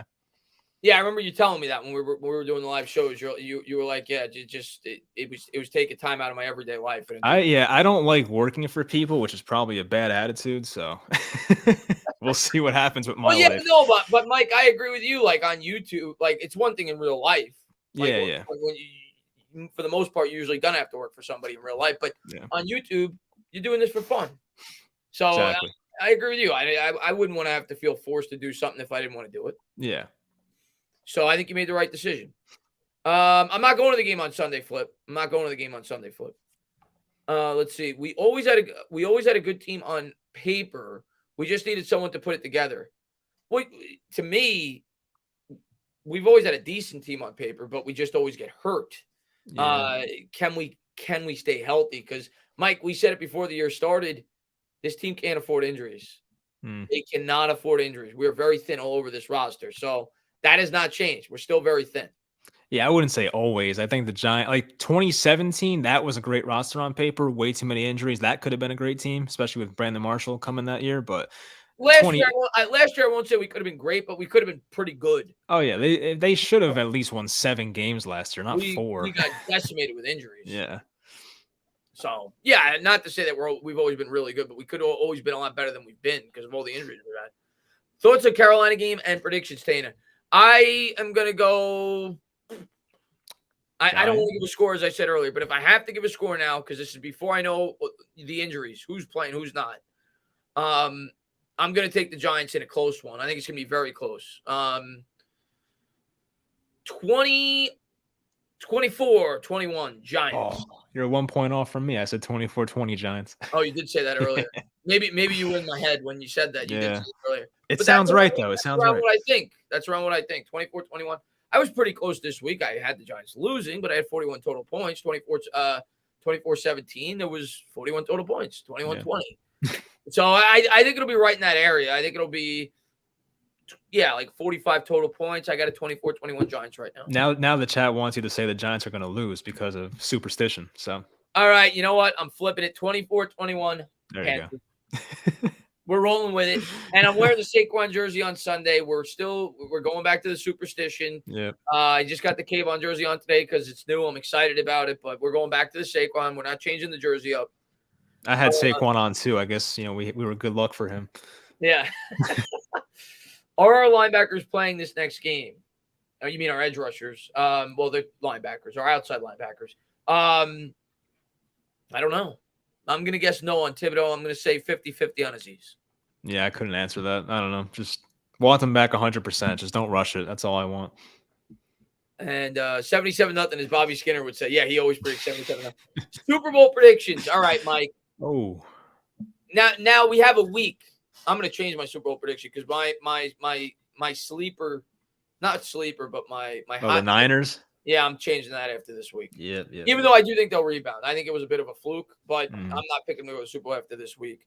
I'm still sticking with the Bills. That's why I had in the AFC. I just think everything sets up so well for them. Being that the AFC West, I think, is going to beat each other up, and they're going to get home field. And normally I'm not a huge believer in home field, but I just feel like when you look at the AFC, outside of the Bills, the strength of the conference is on the West. And a West Coast team having to travel to Buffalo in January, that's a factor for me.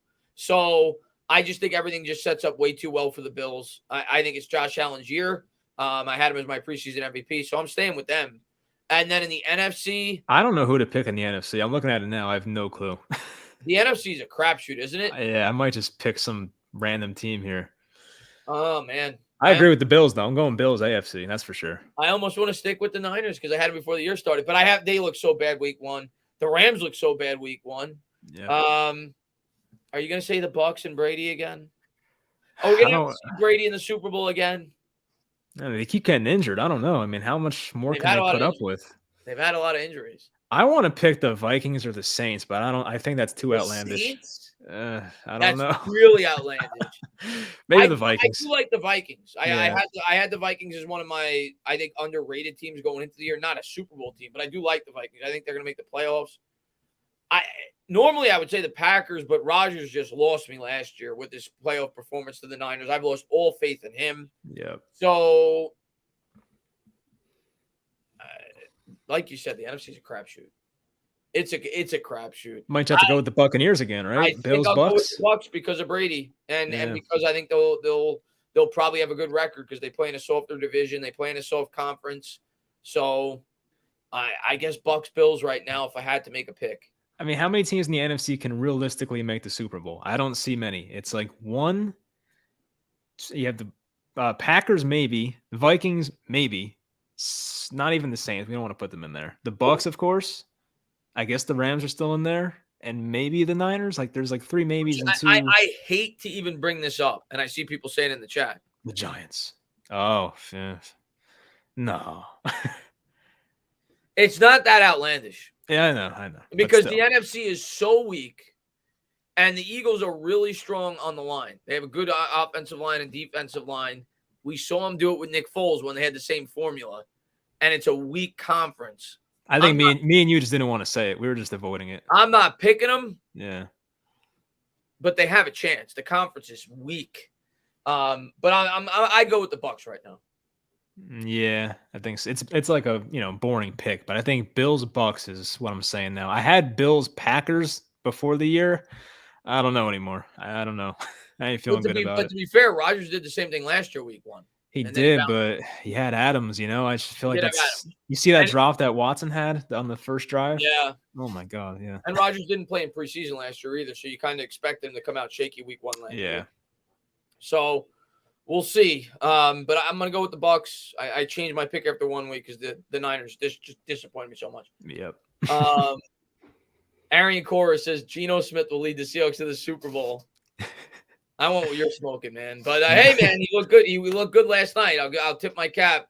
He looked good last night. Got to give credit where it's due. I'm still not a big believer in Geno Smith, but he looked. McAdoo knew Geno was the guy. Yeah. Let's see. Hey, Chris and Mike, are you concerned with the Carolina Panthers wide receiver group of Robbie Anderson and DJ Moore? Do you think they could be a threat? Of course. I think they could be a threat to our defense. Our weakness is the corner play, and especially if we don't have Thibodeau back, which I don't think we will. If we don't get a pass rush, yeah, they have weapons. Luckily, Baker Mayfield's the quarterback, so he doesn't like strike fear into my heart. But they have weapons, and you didn't even mention their best weapon, and that's McCaffrey out of the backfield, both as a runner and a pass catcher. So they definitely have guys that can expose this defense. Robbie Anderson has great straight line speed. He's a home run threat. DJ Moore is kind of more of a well-rounded wide receiver, and McCaffrey is just as good of a pass catcher as he is a running back. So, yeah, I've got my concerns this week. I think Robbie caught a 75-yard touchdown this past week. So, that's a guy to watch out for. He's always been a guy that could – he's basically like a Deshaun Jackson type. Like, he's always been – Yeah. He's never played with great quarterbacks. He knows MetLife, too, because of the Jets. I don't know if that helps, but maybe. Yeah, that's true. Good point. Bryce, man, thank you very much, man. I know they played the Jags, but the Commanders didn't look terrible. Well, Wentz threw 4 touchdowns. Yeah. 2 interceptions, but I thought Wentz looked good. Like the eye test and all that, he looked pretty good. Dotson made a great catch there at the end of that game. Yep. Yeah, we'll see. Washington's not bad. I didn't think they were bad going into the year. I still don't think they're great, but they're not bad. If they could stay relatively healthy, I think their offensive line's underrated. And obviously, Wentz is a huge upgrade over Heineke. So, and they got good weapons. They really do. They got some, I like the Jahan Dotson pick, and obviously Terry McLaurin and Curtis Samuel looked good too week 1. So they got some good weapons over there. So I'm not sleeping on Washington. Yeah. I don't trust Wentz to stay healthy, but if he does, they could be like a 9-win team. I could see it. Yeah. That's Mike's channel, by the way. Thank you for posting it. Dire Giants fan. It's in the description as well. We're going to be over there next week. Tommy B says, agree. We have the coaching edge the next 3 games. Absolutely. Yes. Well, I don't know about Ibrahim too much. McCarthy sucks. Yeah, he sucks. Rules overrated. Yeah, rules sucks. Ibrahim is unknown. I have no clue. He's an unknown. Yeah. Daboll's still an unknown, if we're being honest. I love him, but I'm trying not to jack him up too much, right? Because we saw what happened with Judge when we did that. So proof's in the pudding. I need to see more, but let's put it this way, Tommy. We're not going up against great coaches. Can you put up Leo's comment, or not Leo, Michael's comment with the Leo question? Because I noticed this too. I didn't even recognize Leo till the 4th quarter yesterday or Sunday. I didn't call his name at all yesterday. He had that one pressure I saw, but like he just didn't look like the same guy. Like he looked 20 pounds heavier. Like I said that in my post-game reaction. I'm like, I did not. He had different hair. He was wearing an arm brace like the JJ Watt thing. I was like, who the hell is this guy? Yeah, good point. Yeah, he was not a factor at all. I noticed it though. Yeah. Is it possible that the Giants wanted him to gain weight because they want him to work more on the inside this year? Yeah. Being Hopefully. That they project Aziz and Thibodeau obviously to be their primary edge rushers. Either that or it was Kelvin Benjamin 2.0 where he just did it on his own. Grinding with Levi says DJ is Brady against Washington. We good. He's definitely done well against them throughout his career. Definitely. That's the one team you could certainly say he's done well against. But guys, we're gonna close this out. I'm gonna watch the Mets. Hopefully, I know they were losing 1-0. Let me see now. Somebody said in the chat, "What the hell is going on with them, man?" We got lucky last night that the Braves lost, but they're still down 1. But it's only the top of the 4th. Hopefully, they can come back. And let me get Bryce real quick. He says, "I know this might sound like a terrible statement. The Cowboys look like one of the worst teams in the league. They have no offense because everyone knows they can focus on CD. Well, now everybody knows they don't have a quarterback and they don't have a left tackle. And they got one of their other linemen hurt. So they're a mess right now, man. They're a disaster. So we'll see. We'll see. And hopefully that's a team we can take advantage of, Bryce. I think it is. But one game at a time. Got to think about Carolina before we think about Dallas. Let's see how Dallas looks this week.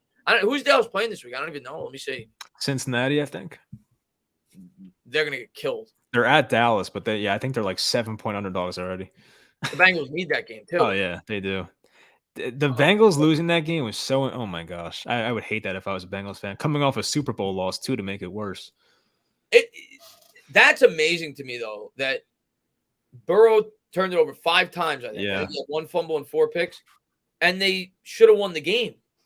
They had a 29-yard overtime field goal that they had an shanked. extra point to win. That too. Yeah. And then they missed a field goal in overtime. So they turned it over 5 times and still should have won the game. Yep. That's amazing to me. Not good for the Steelers, but and JJ Watt got hurt. Yeah. So not good for the Steelers. Are we gonna go 2-0? You're damn right we are. 1 game at a time. But guys, we're gonna close it out. Thank you to everybody for being here. We'll be live on Mike's channel next week. Probably around the same time, being that now I got a 9 to 5 around the same time, and probably the same day, but we'll see how our schedules mesh up. But thank you to everybody for being here. I had a lot of fun. You guys are the best. Mike, thank you so much for coming on. Looking forward to talking to you. Hopefully about a 2-0 start for the Giants after we beat down Matt Rule this week. Yep. But regardless, really fun start to the season. Great conversation with you today. Nice that we have something positive to talk about for a change. And Mike, man, close it out. Yeah, it was fun, man. I can't believe we've been going for like 2 hours, but it flew by. Thanks to everyone who joined. Yeah, guys asked some great questions. And as Chris said, hopefully there's more positivity flowing next week. It feels good to not focus on the negatives for once. And everyone thinks I'm negative, but there hasn't been much positive to talk about in the recent 4 or 5 years. So hopefully we can keep this going and get ourselves a 2-0. Dude, 2-0 going into Monday Night Football against the Cowboys. Mm-hmm. That'd be fun to talk about. A winnable Cowboy game, too. A very winnable Cowboy game. Yeah. And Rudy, good to see you, man. Hope you're doing well, buddy. But be good, guys. Enjoy the rest of your night. Let's go, Giants.